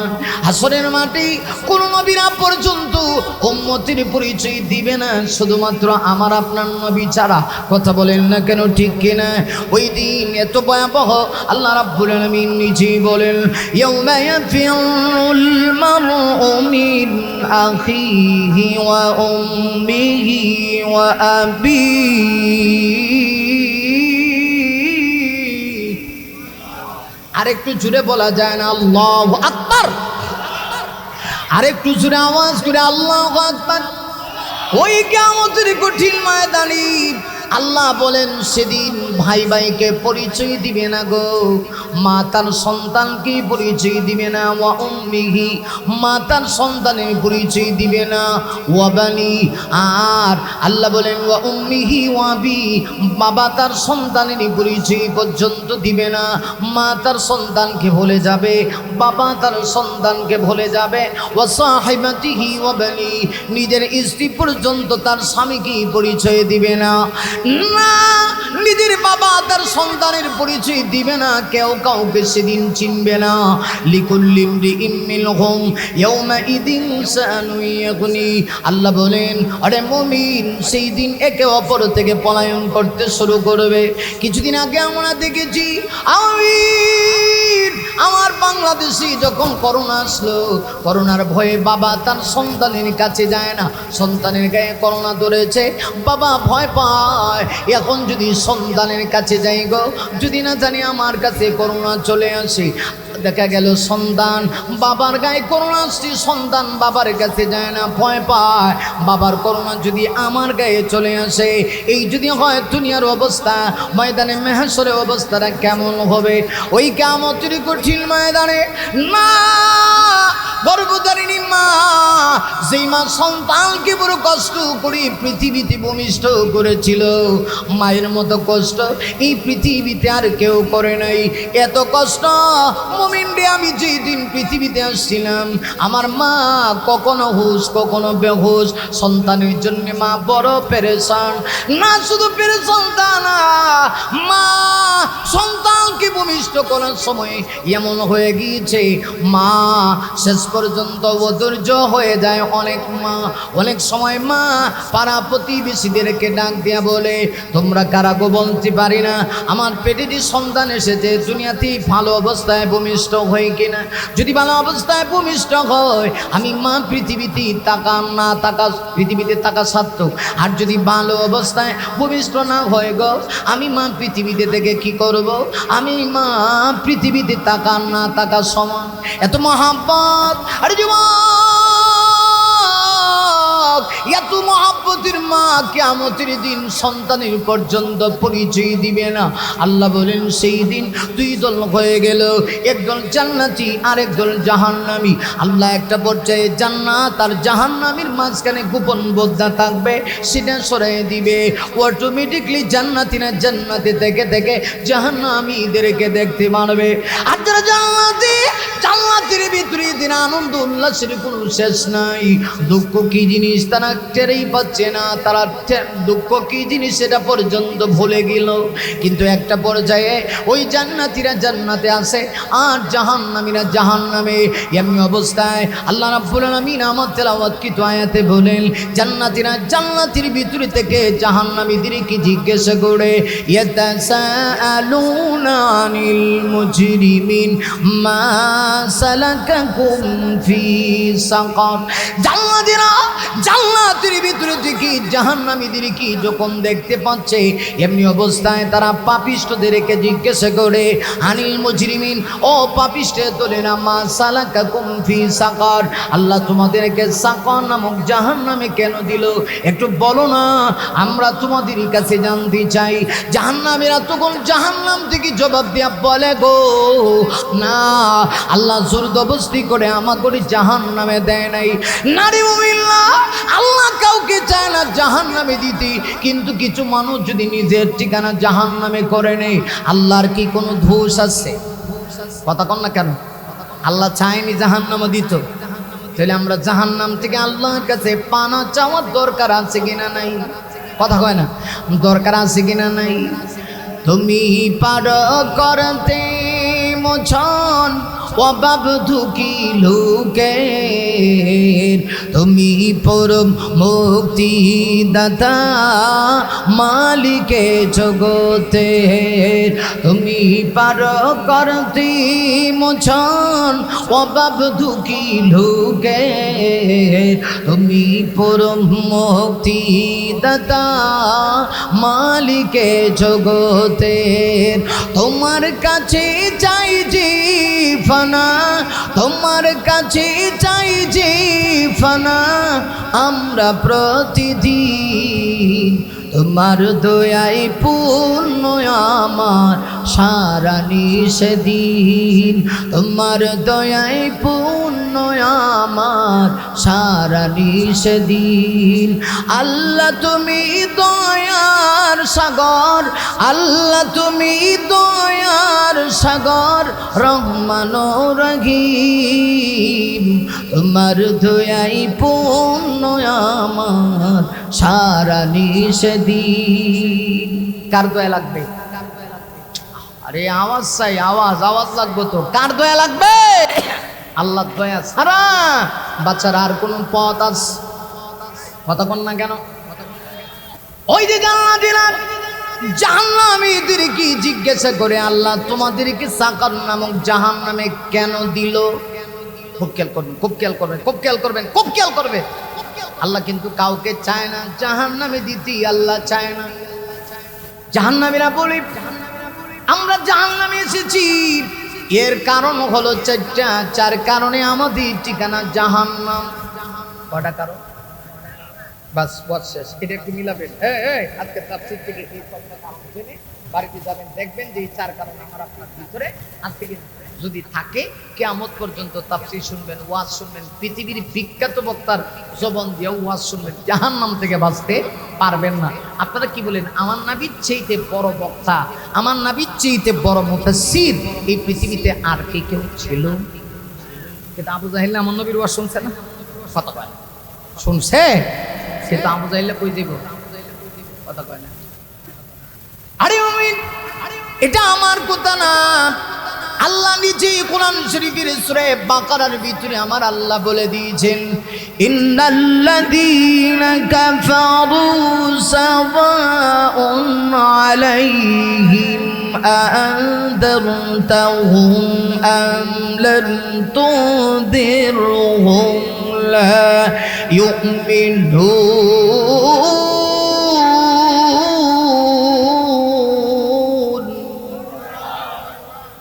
আপনাদের আল্লাহু আকবার আওয়াজের স্কেল কম, সবাই মিলে যে আওয়াজ দেয় মরা বেটা হলোই আওয়াজ, আওয়াজ জোরে লাগবো। আল্লাহ বলেন ইন্নাল্লাযীনা কাফারু, নিশ্চয়ই যারা কাফের। এই জায়গায় কাফের কারা? সব কাফের না, নির্দিষ্ট কয়েকজন কাফের। এর মধ্যে একজন ছিল আবু জাহিল্লা। নাম কি? আপনাদের এলাকায় নাম আছে না? আবু জাহিল্লার নাম নাই, কিন্তু আবু জাহিল্লার সেলামুন্ডা আছে। কথা আছেন কি? পৃথিবীর কোথাও আবু জাহেলের নাম কেউ রাখে না। ভারতে গেলে ওই যে ইসলাম বিদ্বেষী দেশ, কেউ আবু জাহেল নাম রাখে না। কে দেখেন আবু জাহেল নামে? আমি তো ভারতের বিভিন্ন রাজ্যে ওয়াজ করছি, আবু জাহেল নামে আমি কোন লোক পাইছি? এমনি নাম ভাইবেন, সল্টু বল্টু নান্টু জল্টু, কত নাম, নামের কোনো শেষ নাই। কথা কোন ঠিক কিনা? কিন্তু বেঈমানেরা ওইটা এটা এর কাছে খারাপ লাগে। আবু জাহেল এই নাম রাখতে কেউ রাজি না। আল্লাহ কোন বিগো এই আবু জাহেল মার্কা যেগুলো আছে, নির্দিষ্ট এমন কিছু কাফের, তাদের ব্যাপারে আল্লাহর ঘোষণা, সাওয়াউন আলাইহিম আ'আনদারতাহুম আম লাম তুনদিরহুম। নবী গো, আপনি যদি তাদেরকে জাহান্নামের ভয় দেখান আর না দেখান, উভয়টাই তাদের কাছে সাওয়া, মানে বরাবর সমান। কেন? লা ইউমিনুন, ওরা ঈমান আনবে না। কি টানতো না? কারে বলতেছে আল্লাহ?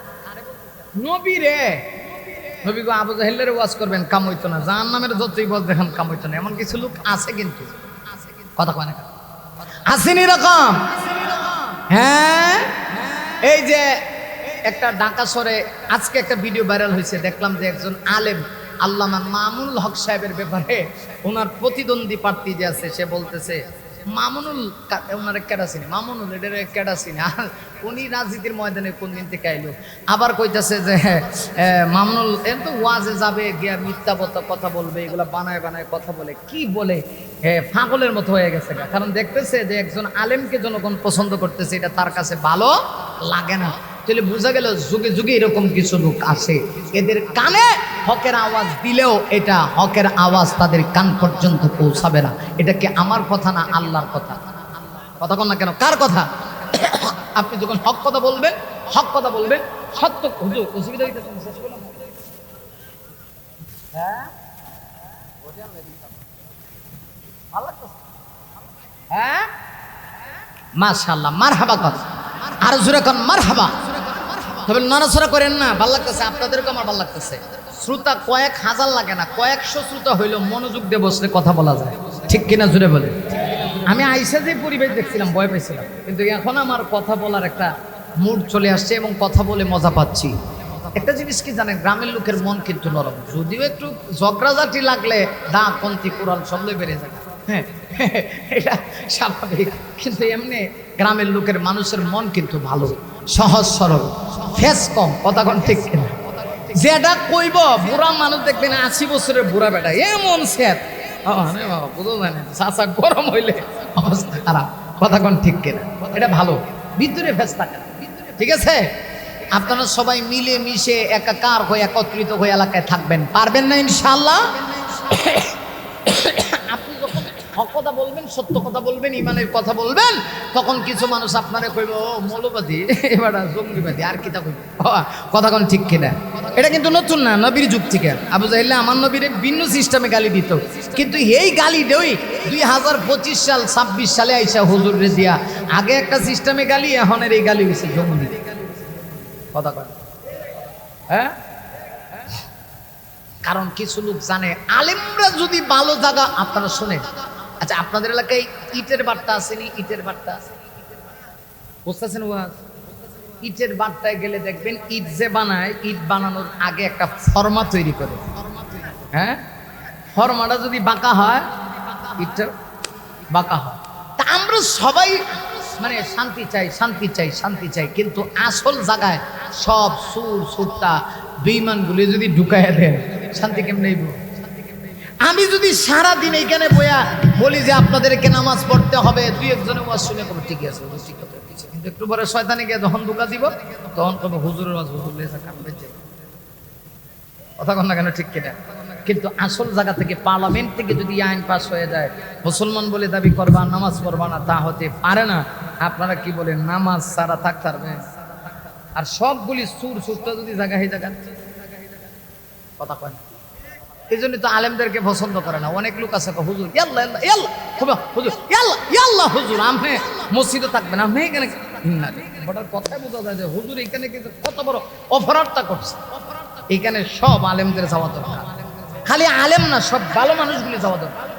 কথা কন না কেন? তাইলে কিছু শান্তি হইব। সব সুর সুরটা গন্ডা বদমাই সবগুলি যদি ওই জায়গায় ফাটাই দেন, শান্তি কেমনে হইব? শান্তি হইব নি?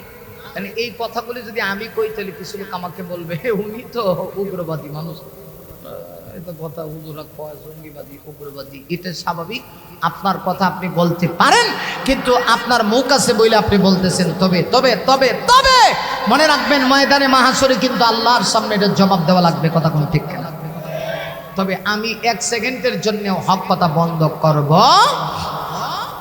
সত্যের পক্ষে গান গাই বলে আমি বিদ্রোহী, সত্যের পথে ডাকি বলে আমি বিপ্লবী, কোরআনের কথা বলি তাই বলে আমাকে মৌলবাদী, জিহাদের কথা বলি তাই বলে আমাকে জঙ্গিবাদী। ঠিক না? আমি বিদ্রোহী, আমি বিদ্রোহী, বিপ্লবী, মৌলবাদী, কেন জঙ্গিবাদী? জন্মের পরে কানে আজান কি দেনি, তুমি মৌলবাদী যারা হওনি। কথা বলে ঠিক কিনা? আবার মরণের পরে জানাজা পড়াবি, আবার মরণের পরে জানাজা পড়াবি, তখন কোথায় পালিয়ে যাবি? আমি বিদ্রোহী, আমি বিদ্রোহী, বিপ্লবী, মৌলবাদী, কেন জঙ্গিবাদী? সত্যের পক্ষে গান গাই বলে আমি বিদ্রোহী, সত্যের পথে ডাকি বলে আমি বিপ্লবী, কোরআনের কথা বলি তাই বলে আমাকে মৌলবাদী, জিহাদের কথা বলি তাই বলে আমাকে জঙ্গিবাদী। আমি বিদ্রোহী, আমি বিদ্রোহী, বিপ্লবী, মৌলবাদী, কেন জঙ্গিবাদী? ঠিক না? ঠিক। আমি হক কথা বললে কিছু মানুষ আমার বিরুদ্ধে যাবে, মিষ্টি ওয়াজ করলে কিছু মানুষ বলবে না উনি খুব মিষ্টি ওয়াজ করেন না। এগুলো বললে আপনাকে খুশি করা যাবে, আমার আল্লাহ যদি নারাজ হয়, এমন ওয়াজ 1000 বছর করেও আমার কোনো লাভ নাই। পৃথিবীর শ্রেষ্ঠ বক্তা হলো আমার নবী, নবীর চাইতে বড় মুফাসসির আর কেউ ছিল কি? আল্লাহ কয় নবী গো সাওয়াউন আলাইহিম আনদারতাহুম আম লাম তুনদিরহুম লা ইউমিনুন। আবু জাহিলের কিয়ামত পর্যন্ত বুঝাইবেন, কাজ হইতো না। কেন? খাতামাল্লাহু আলা কুলুবিহিম, আমি তার কলবে মোহর মেরে দিছি। কি মারছি? তাহলে আপনারা কইবেন তাহলে হের দোষ কি? একটা প্রশ্ন আসতে পারে, তার দোষ কি? আল্লাহ মোহর মারছে, হে ঈমান আনতো না, তাহলে তার দোষ কি? না আল্লাহ দোষ হইতো না। কিছু বিষয় আছে শুনেন। আপনাদের এলাকায় মাঝে মধ্যে কি মানুষ অসুস্থ হয় না?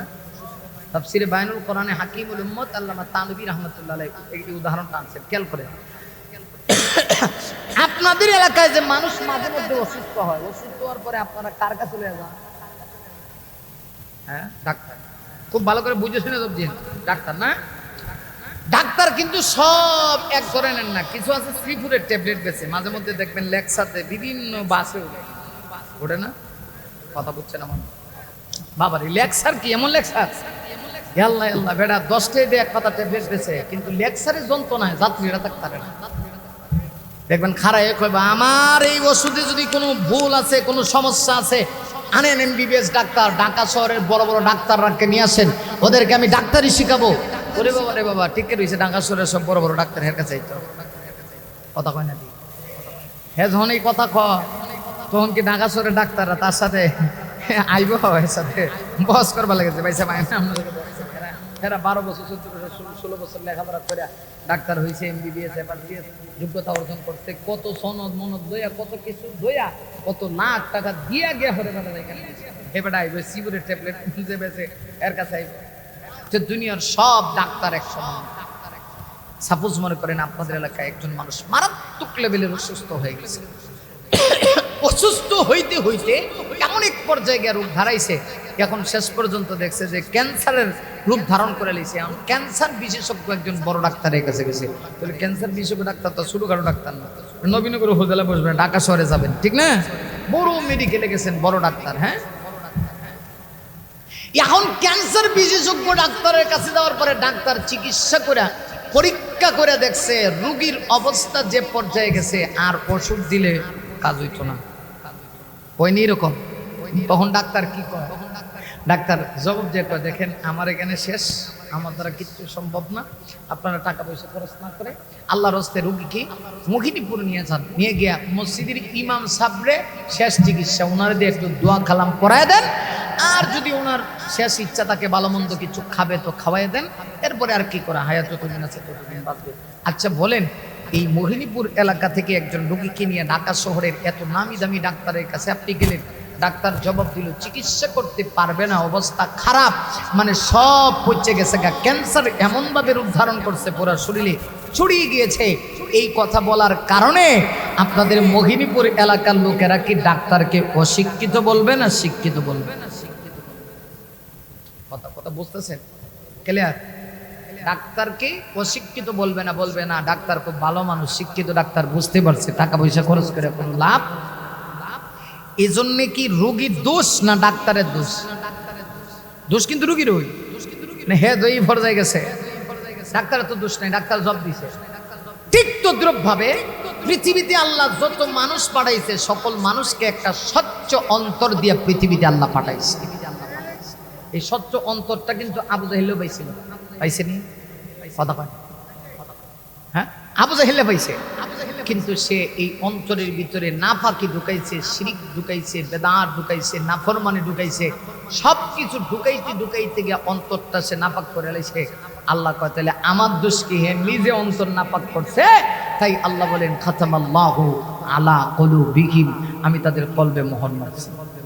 এখন কলবে অন্তরে ভালো জিনিস ঢুকে না। ওয়া আলা সামাইহিম, আল্লাহ বলেন কানের মধ্যেও আমি পর্দা ঢেলে দিছি, এখন কানের ভিতরে গিয়া ভালো জিনিস ঢুকে না। চোখের সামনে পর্দা দিয়ে দিছে, এখন ভালো জিনিস দেখে না।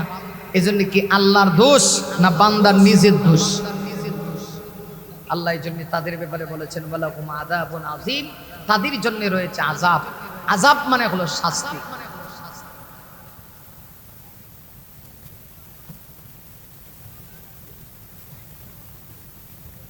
আচ্ছা আচ্ছা ঠিক আছে ভাই ভাই ভাই, এই রোগীতে আপনারা উঠতেছেন না। একজন মানুষ অসুস্থ হয়ে গেছে, আমরা না মাহফিলে বসে তার লাগে দোয়া করবো? কথা কয় না? হ্যাঁ, অসুস্থ, আল্লাহু আকবার। আসেন আসেন আসেন, এই পরিবেশকে কেউ নষ্ট করবেন না। এই ভাই প্লিজ, একটা মাহফিল বলতে অনেক কষ্ট হয়। এই ভাই কেউ লড়াচড়া করবেন না, মাশাআল্লাহ কেউ লড়ছে না। শুনেন শুনেন, অসুস্থ ব্যক্তির জন্য আমাদের কি করা? এই ওয়াজটাই তো করতেছি। কথা কয় না? ওয়াজটা এটা করতেছি না, তাহলে আপনারা বুঝেন না কেন?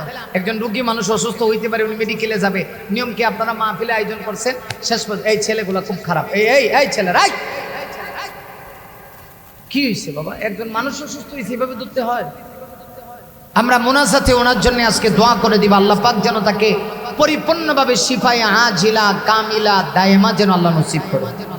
বলি আমিন, আর জোরে বলি আমিন।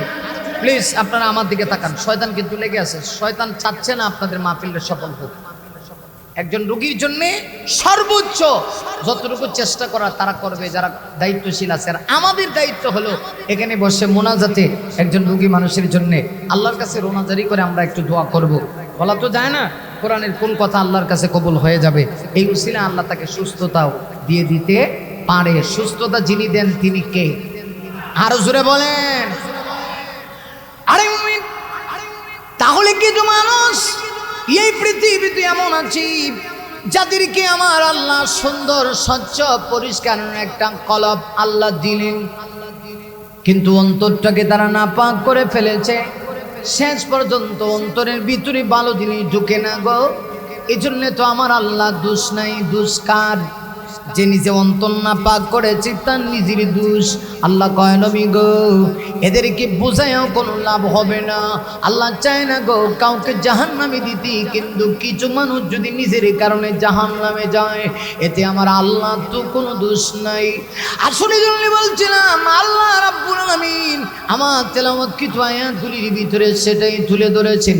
বলছিলাম জান্নাতীরা আছে জান্নাতি, আর জাহান্নামীরা জাহান্নামী। একটা পর্যায়ে জান্নাতীরা জাহান্নামীদের কি জিজ্ঞাসা করে, ইয়াতাসাআলুনা আনিল মুজরিমিনা মা সালাকাকুম ফি সাকার।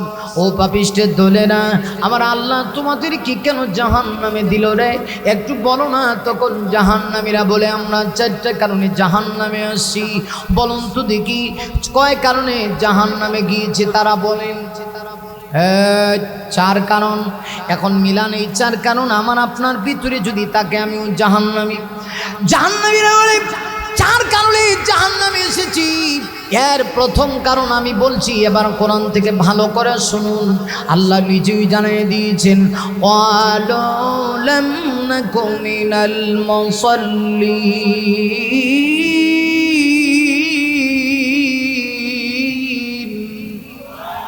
আল্লাহু আকবার, জোরে বলেন। শয়তান দূর করার জন্য জোরে আওয়াজ করে আল্লাহু আকবার। জাহান্নামীরা বলে চারটা কারণে জাহান্নামে আসছি। প্রথম কারণ হলো ক্বালু, তারা বলে লাম নাকু মিনাল মুসাল্লিন, দুনিয়াতে আমরা মুসল্লি ছিলাম না। এই ওয়াজ জায়গাতে আইছে, দেখছেন জাহান্নামীরা কি বলে। গ্রামের জন্য এই ওয়াজই সবচেয়ে সুন্দর। এর চাইতে ভালো বেটার ওয়াজ এই মুহূর্তে আমার মাথায় ব্রেইনে আসতেছে না। এই জন্য আল্লাহ ঢুকাই দিছে, তাই এই ওয়াজটা করতেছি। রুগী বুঝে ওয়াজ করতে হয়।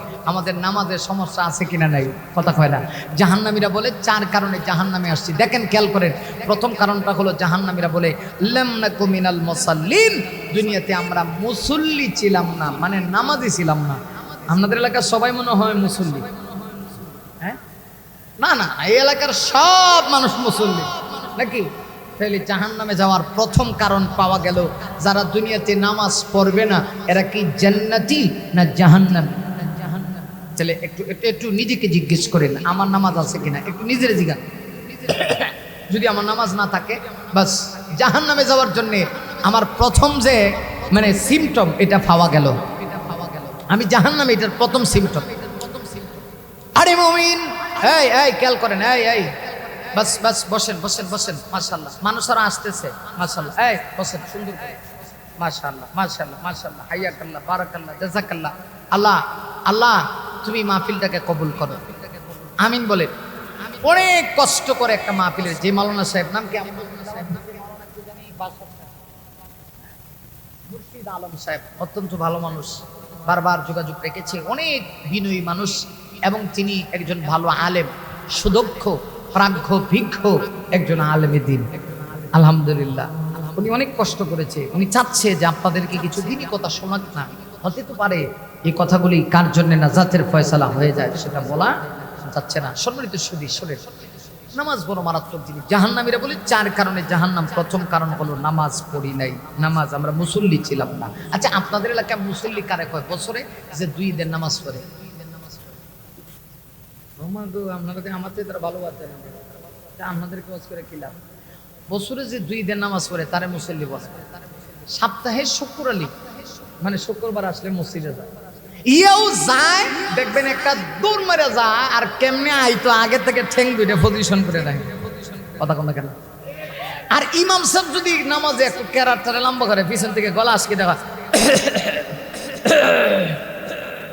বেটা, কিন্তু গলাতে কাঁচি উচি নেই, গলা হাসকি কেন দেয়? এটা ইমাম সাহেব বোঝা, হুজুর ক্যারাত তো লম্বা হইতেছে, চাকরি কি ঠিক থাকে কিনা এটা তো গ্যারান্টি দেওয়া দিতেছে না। কথা কয় না, কারণ আমার দেশের সব চাকরির গ্যারান্টি আছে। ইমাম সাহেবের চাকরি এটা যে ফজরের নামাজ পড়ে, যে জোহরের নামাজ পড়াই তার। কথা কন না কেন? আমারও আগে চাকরি টিকতো না, আমি আবার ইমামতি করি না, আমি খালি খতিবগিরি করি। কথা বুঝেন? খতিবগিরি বুঝেননি? মানে শুক্রবারে জমা পড়ায়, পুরান ঢাকার এক মসজিদে দীর্ঘদিন খতিবগিরি করলাম, হঠাৎ করে একদিন হক কথা কইছি দিই, সব আমার বিরুদ্ধে গেছে। আমিও খারাপ কইছি, সব একদিকে আমি আরেকদিকে, যেটা কইছি কথা বল না কেন, ঠিক কেনা। এখন আবার গাজীপুর গিয়ে খতিবগিরি লইছি, মোটামুটি 6 বছর হয়ে 7 বছর চলে। মাঝে মধ্যে জুম্মার দিন ডাক করে কয়ে, যেহেতু 7 বছর হয়েছে মনে হয় কিছুদিন থাকতে পারবো। মুসল্লিরা কয় হু মানে জানে যে এরা যে খতিব, এটা ঠান্ডা খতিব না, কথা বলছেন নাই সম্মানিত ভাইরা। তো এই দেশের সব চাকরির গ্যারান্টি আছে, ইমাম সাহেবের চাকরি কি নাই? গ্যারান্টি নাই। আসলে ইমাম সাহেবের মর্যাদাই আমরা বুঝি। ইমাম শব্দের তো হলো নেতা। নেতা ইমামরে ঘরে বউ চাইতো, আরো একেবারে দেখবেন জেলখানায় বন্দি করে বেশি রাখে। কথা কোনা ঠিক কিনা?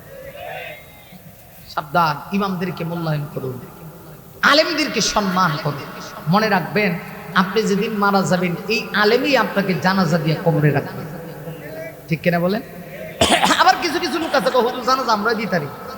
বাংলাদেশে এক নাস্তিক ছিল, আল্লাহ মানত না, ইসলাম মানত না, আলেমদের বিরুদ্ধে কথা কইতো। হের যখন জানাজা তখন দেখা গেছে না, হেরও তো কিছু ভক্ত আছে, হেরাও গেছে জানাজা।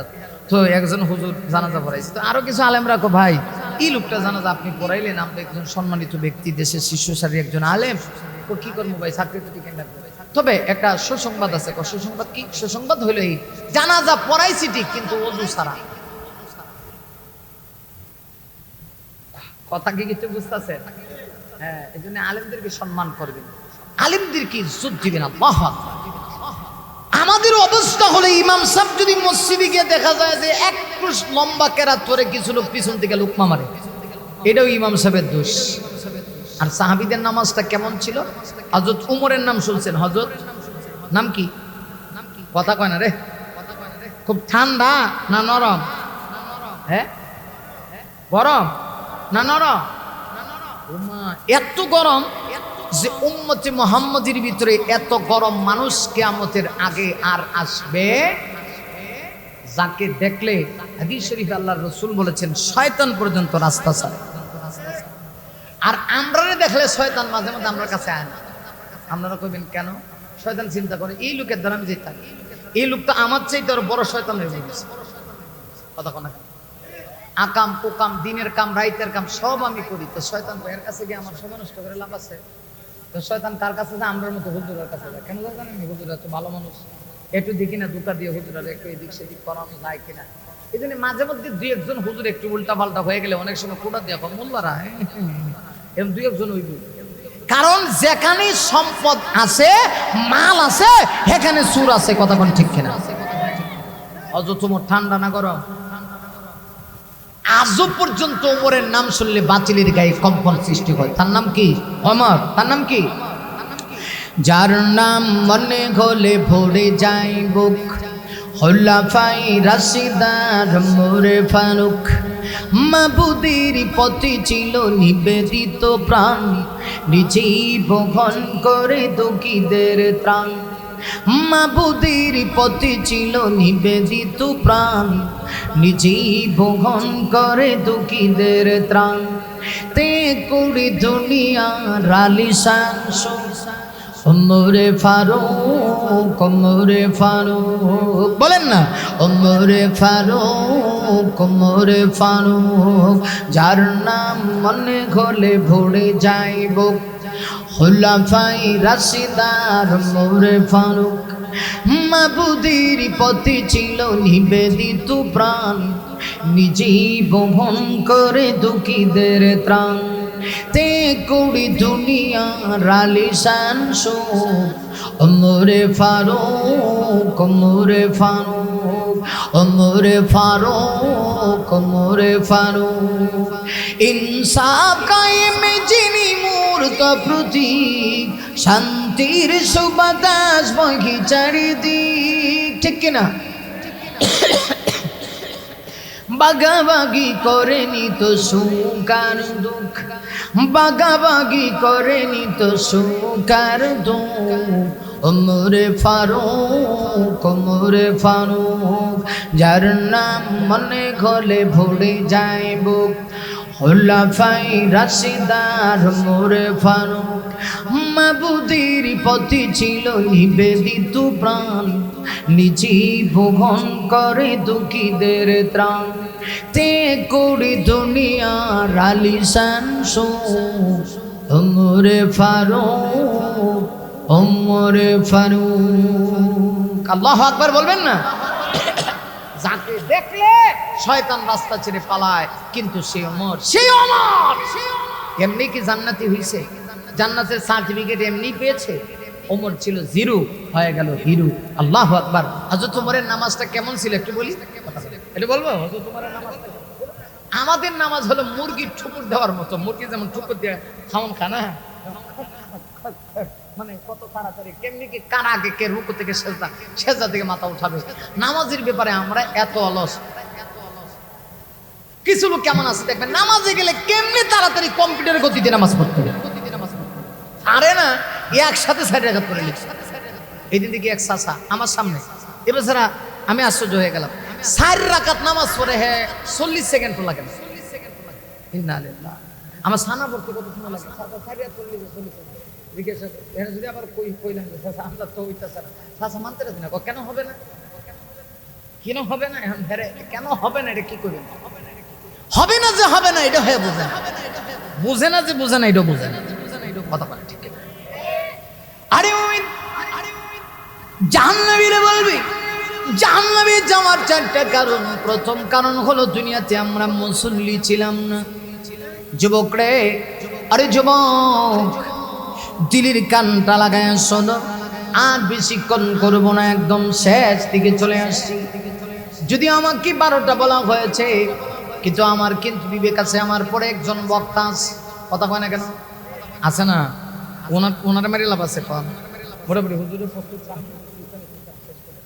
যাতে আবার আমি ওয়াজ করে গেলাম, কারণ ওনার ওয়াজ করে সব গেল। তবে যাবে না, যাবে না যে এটার কারণ আছে,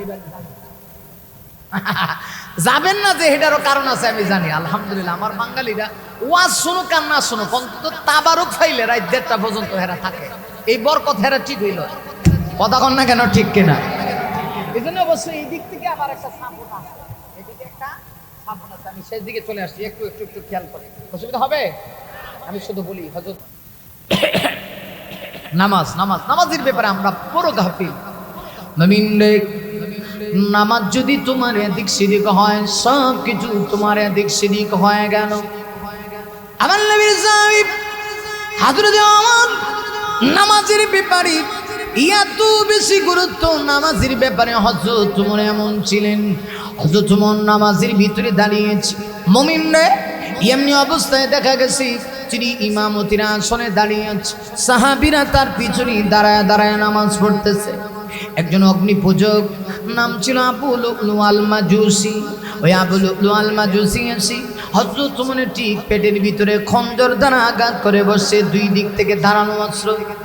হযরত ওমর যেই মুহূর্তে খঞ্জর দিয়া ঠিক পেটের মাঝখানে আঘাত করছে, 2 দিক থেকে তীরের মতো ধারানো। হযরত ওমরের পেটের এই দিক থেকে নারী বুড়ি ওই দিকে বের হয়ে গেছে। এত কষ্টের পরেও না, নবীর সাহাবী তিনি কিন্তু নামাজটা ছাড়েন নাই রে মুমিন। হযরত ওমর কিন্তু নামাজ ছাড়েন নাই, ইমামতি থেকে তিনি চলে আসেন, আরেকজনকে তার স্থানে দাঁড় করায় দিয়েছেন। শরীরে আর চলে না, দুর্বল হয়ে গেছি। এরপরেও কিন্তু নামাজটা তিনি ছেড়ে দেননি।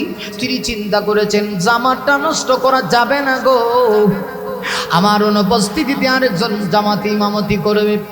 হযরত ওমর পেছন দিক থেকে একজন সাহাবীকে ইমামতির আসনে নিয়ে দাঁড় করায় দিলেন। নামাজ শেষ হয়ে গেল।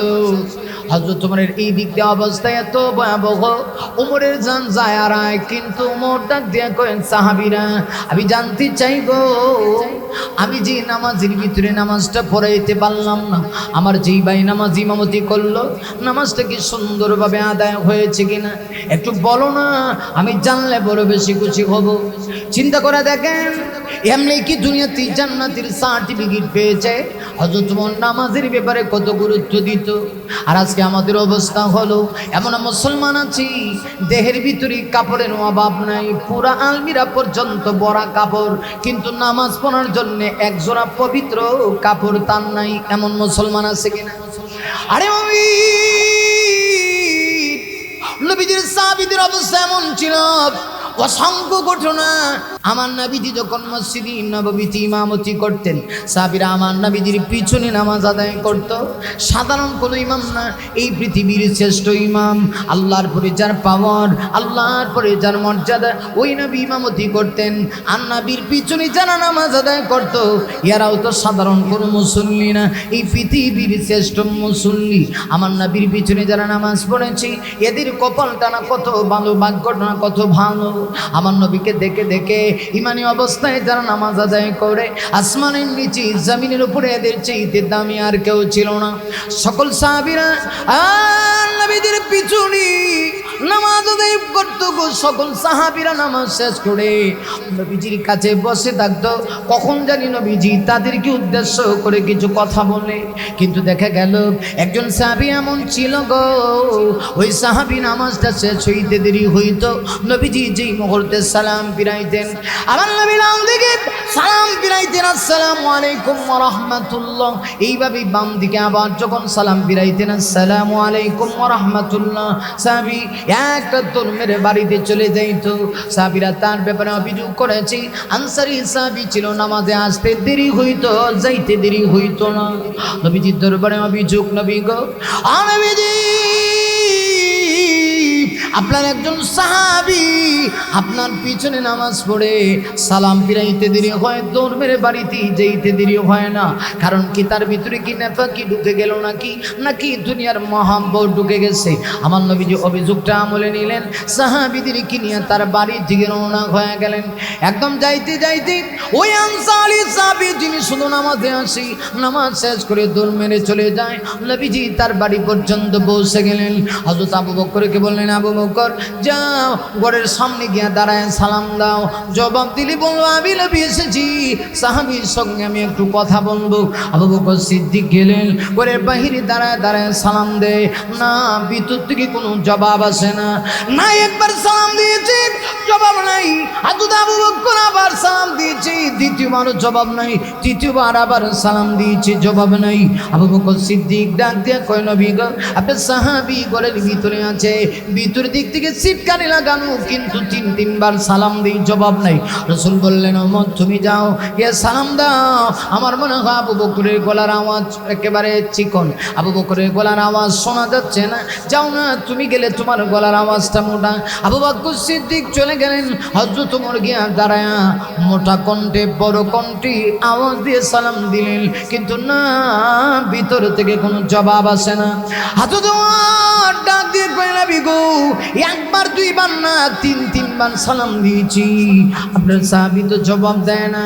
আল্লাহ নবী তখন বলেন, চলো, একজন মানুষকে এইভাবে ডিস্টার্ব করা ঠিক না। কোনো মানুষের ঘরের ভিতরে যদি ঢুকতে হয় গো, আগে তার অনুমতি লাগবে, যেহেতু সে জবাব দিচ্ছে না, চলো না চলে যাই মসজিদে নববীতে, নামাজের টাইমে আসলে পরে আমার সাহাবীকে তোমরা আটকাবা, আমি তার সঙ্গে কথা বলবো।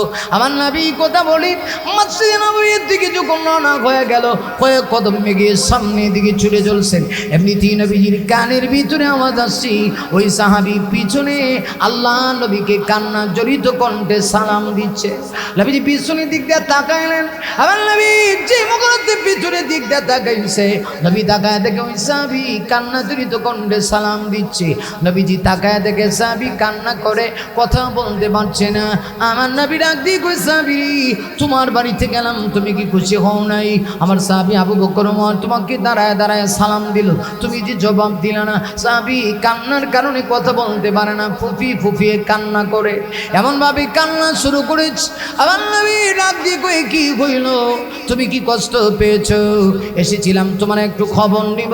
ওরা বলেছে তুমি শুধু নামাজে যাও, নামাজে গিয়া এক মুহূর্তের জন্য অপেক্ষা করো না, যেই মুহূর্তে নামাজ শেষ হয়ে যায় দূর মেরে তুমি চলে আসো। কেন, কোন কারণে একটু বলো না।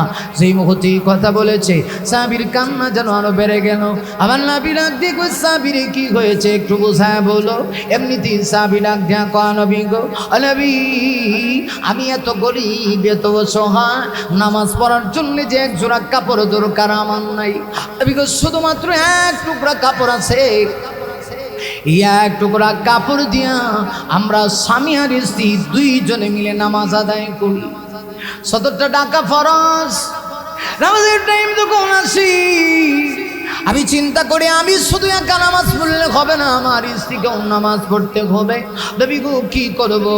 এই এক জোড়া এক টুকরা কাপড়, এই এক টুকরা কাপড়ের অংশ নিয়ে আমি যখন চলে যাই মসজিদে, আমার স্ত্রী কোথায় রাখবো? লজ্জাস্থান ঢাকার মতো কাপড় নাই। আমি আমার ঘরের ভিতরে একটা গর্ত খুঁজে রেখেছি, গর্তের ভিতরে আমার স্ত্রীকে বসাইয়া আমি দৌড়ায় মসজিদে নববীতে চলে যাই। নবী গো নামাজটা শেষ করে সকল সাহাবীরা বসে, আমারও মনটা চায় বসতে।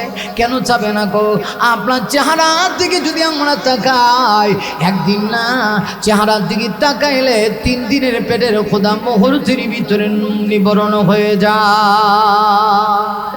আল্লাহু আকবার, জোরে বলেন আল্লাহু আকবার। मन मर कादरे प्रण मर कादरे जेते सोनार मदीना। মনটা চায়?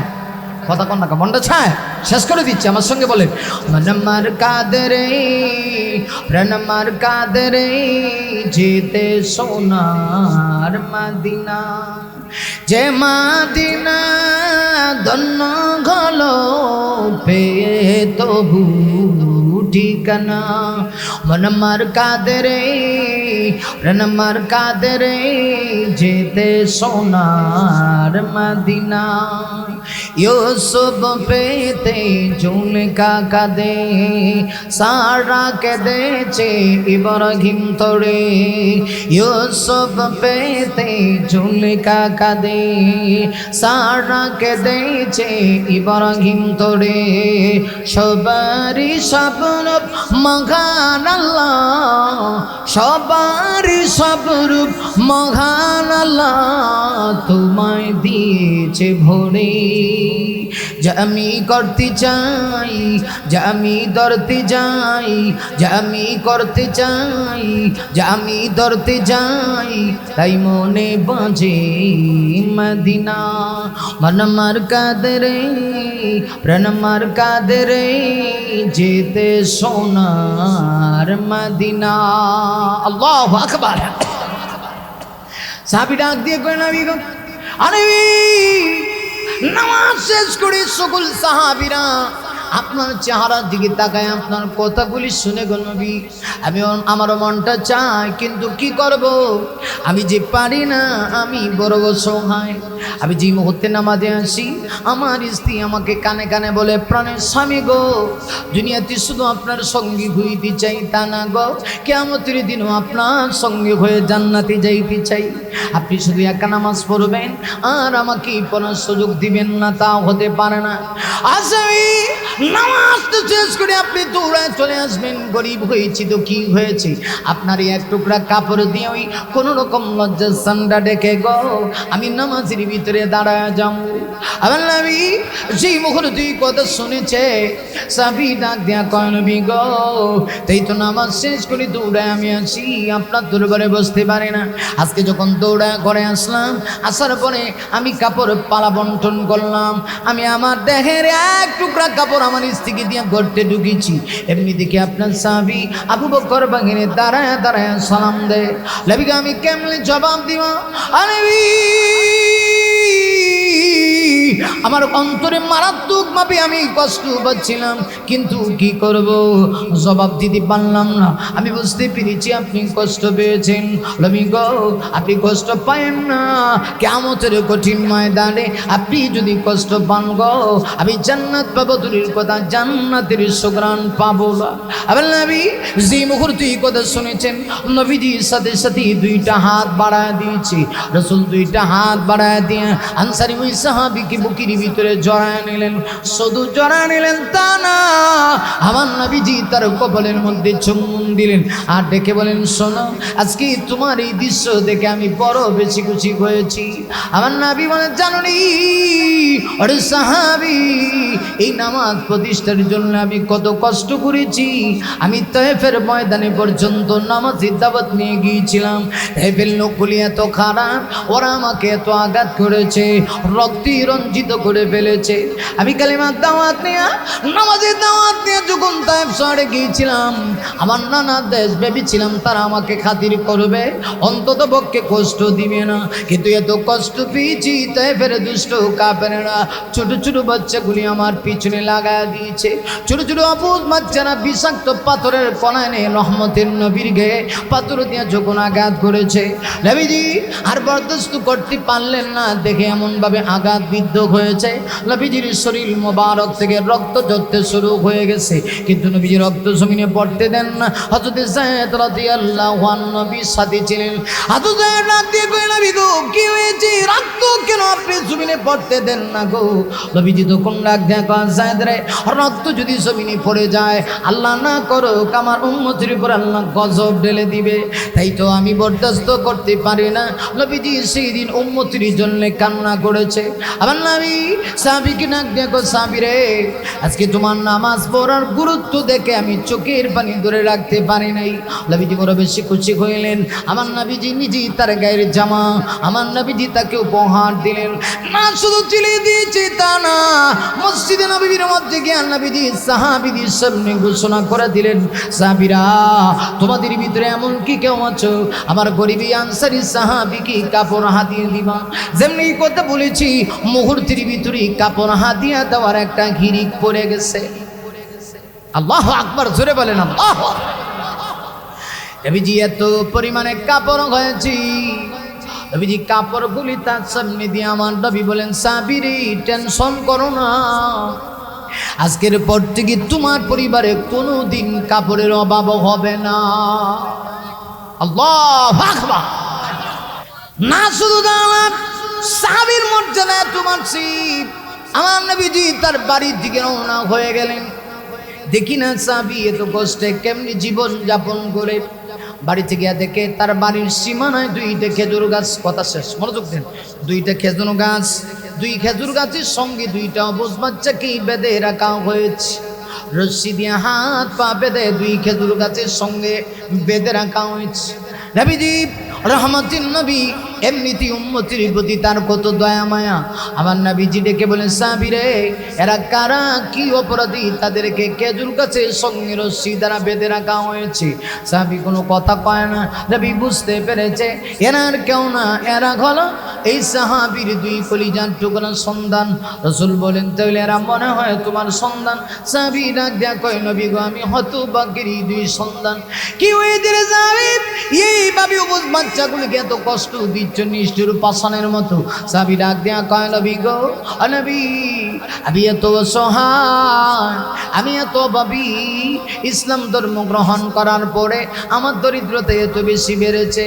নবী গো, মাঝে মধ্যে আমার চুলায় আগুন ধরে না, বড় কষ্ট করে একটা দুইটা খেজুর আমি খাই, আমার সন্তানগুলিকে একটু একটু করে দেই, কিন্তু আর কত তাদেরকে বোঝাবো?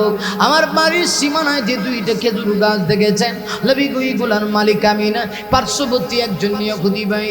লোকটার খেজুর, এই দুইটা খেজুর গাছের মালিক এই লোক, কিন্তু লোকটার দয়া মায়া কিচ্ছু নেই। মাঝে মধ্যে খেজুর গাছ থেকে বাতাসে দুই একটা খেজুর যখন ঝরে পড়ে যায়, আমার অবুঝ বাচ্চাগুলি না খায় টিকতে পারে না, দুই একটা খেজুর যখন মুখে ঢুকায় দেয়, নিষ্ঠুর পাষাণ ইহুদি ওই খেজুরগুলি বাচ্চাদের মুখ থেকে আঙ্গুল দিয়ে বের করে নিয়ে আসে। নবী এই দৃশ্য দেখি এই বাবা পুরো বেশি কষ্ট পায়, কেমনে নিজেকে কন্ট্রোল করি গো নবী? একে তো আমি চিন্তা করি, আমার সন্তানগুলি যদি ইহুদির এই খেজুর খাইয়া দেখো রক্তগ্রস্ত হয়, আর এই দেহ দিয়া যদি বদন দিয়া যদি তারা আল্লাহর কুদরতি পায় সাজদা দেয়, সাজদা কবুল হবে না। আর দ্বিতীয়ত চিন্তা করি, এই ইহুদি লোকটা বড় নিষ্ঠুর, এমন দৃশ্য দেখে আমি বাবা তো বরদাস্ত করতে পারি না, বাচ্চাদেরকে বোঝাইলেও বোঝে না। নবী গো, তাই আর কি করব, বাধ্য হয়ে খেজুর গাছের সঙ্গে বেঁধে রাখছি। নবী টাপ টাপ করে চোখের পানি ছেড়ে দিয়ে হাউমাউ করে কান্না শুরু করলেন। রাসূল বললেন, তাড়াতাড়ি করে রশ্মি খুলে দাও। বাচ্চাগুলিকে নবীজি বুকে জড়ায় নিলেন। রাহমাতুল্লাহ শুধুমাত্র বাচ্চাগুলোকে বুকে জড়ায় নিয়েছে তা না গো, আমার নবীজি বুঝতে সাহাবীদের ভিতরে ঘোষণা দিয়েছে, ওরে সাহাবীরা তোমাদের ভিতরে এমন কি কেউ আছো, আমার এই গরিব সাহাবী আনসার সাহাবীর দুই সন্তানকে দুইটা খেজুর গাছ কিনে দিতে পারবা? যদি খেজুর গাছ দুইটা কিনে দিতে পারো, আমি নবী ঘোষণা দিলাম কিয়ামতের কঠিন ময়দানে তোমাকে জান্নাতে নিয়ে যাওয়ার অভিভাবক গ্রান্ডেড জিম্মাদার আমি বিশ্ব নবী হয়ে যাব। রাসূল বলেন এমন কি কেউ আছো আমার এই গরিব সাহাবীকে এই দুইটা খেজুর গাছ কিনা মালিক বানায় দিবা, আমি তার সন্তানগুলিকে হাদিয়া দিব। তবে তোমার জন্য সুসংবাদ, তোমাকে আমি জান্নাতে নিয়ে যাওয়ার জিম্মাদার। রাসূল যখন এই কথা বলছে, হযরত উসমান গনি দৌড়ে গেছে, গিয়ে ইহুদি লোকের কাছ থেকে দুইটা খেজুর গাছের বদলে 140টা খেজুর গাছ দিয়ে দুইটার মালিক হইয়া ওসমান গনি আমার নবীর সামনে এসে হাদিয়া দিছে। সুবহানাল্লাহ জোরে কর। রাসূল বলেন, উসমান এই পৃথিবীতে কিছু মানুষ সম্পদ পেয়ে আল্লাহ তৈরি জাহান্নাম কিনলো, আর তুমি সম্পদ দিয়ে আল্লাহ তৈরি জান্নাত কিনেছো। তাহলে কিছু মানুষ সম্পদ পেয়ে আল্লাহকে ভুলে না, আল্লাহর সাথে সম্পর্ক আরো গভীর হয়। আর কিছু মানুষ সম্পদ পেয়ে আল্লাহর সাথে গাদ্দারি করে, এমন লোক আছে কিনা নাই? তাহলে আসুন ওয়াজ এখানেই শেষ।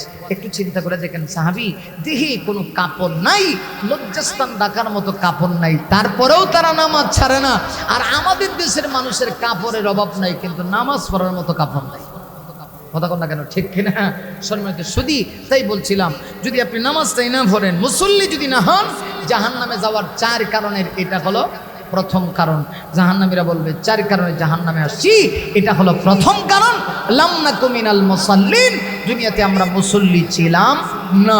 এখন কি আপনারা কি মুসল্লি হইতে চান? কথা কয় না, মুসল্লি হইতে চান? নামাজ পড়তে রাজি আছেন তো ইনশাআল্লাহ? আল্লাহ কবুল করুক। সকলে বলে আমিন। ওয়া আখিরু দাওয়ানা আলহামদুলিল্লাহি রাব্বিল আলামিন।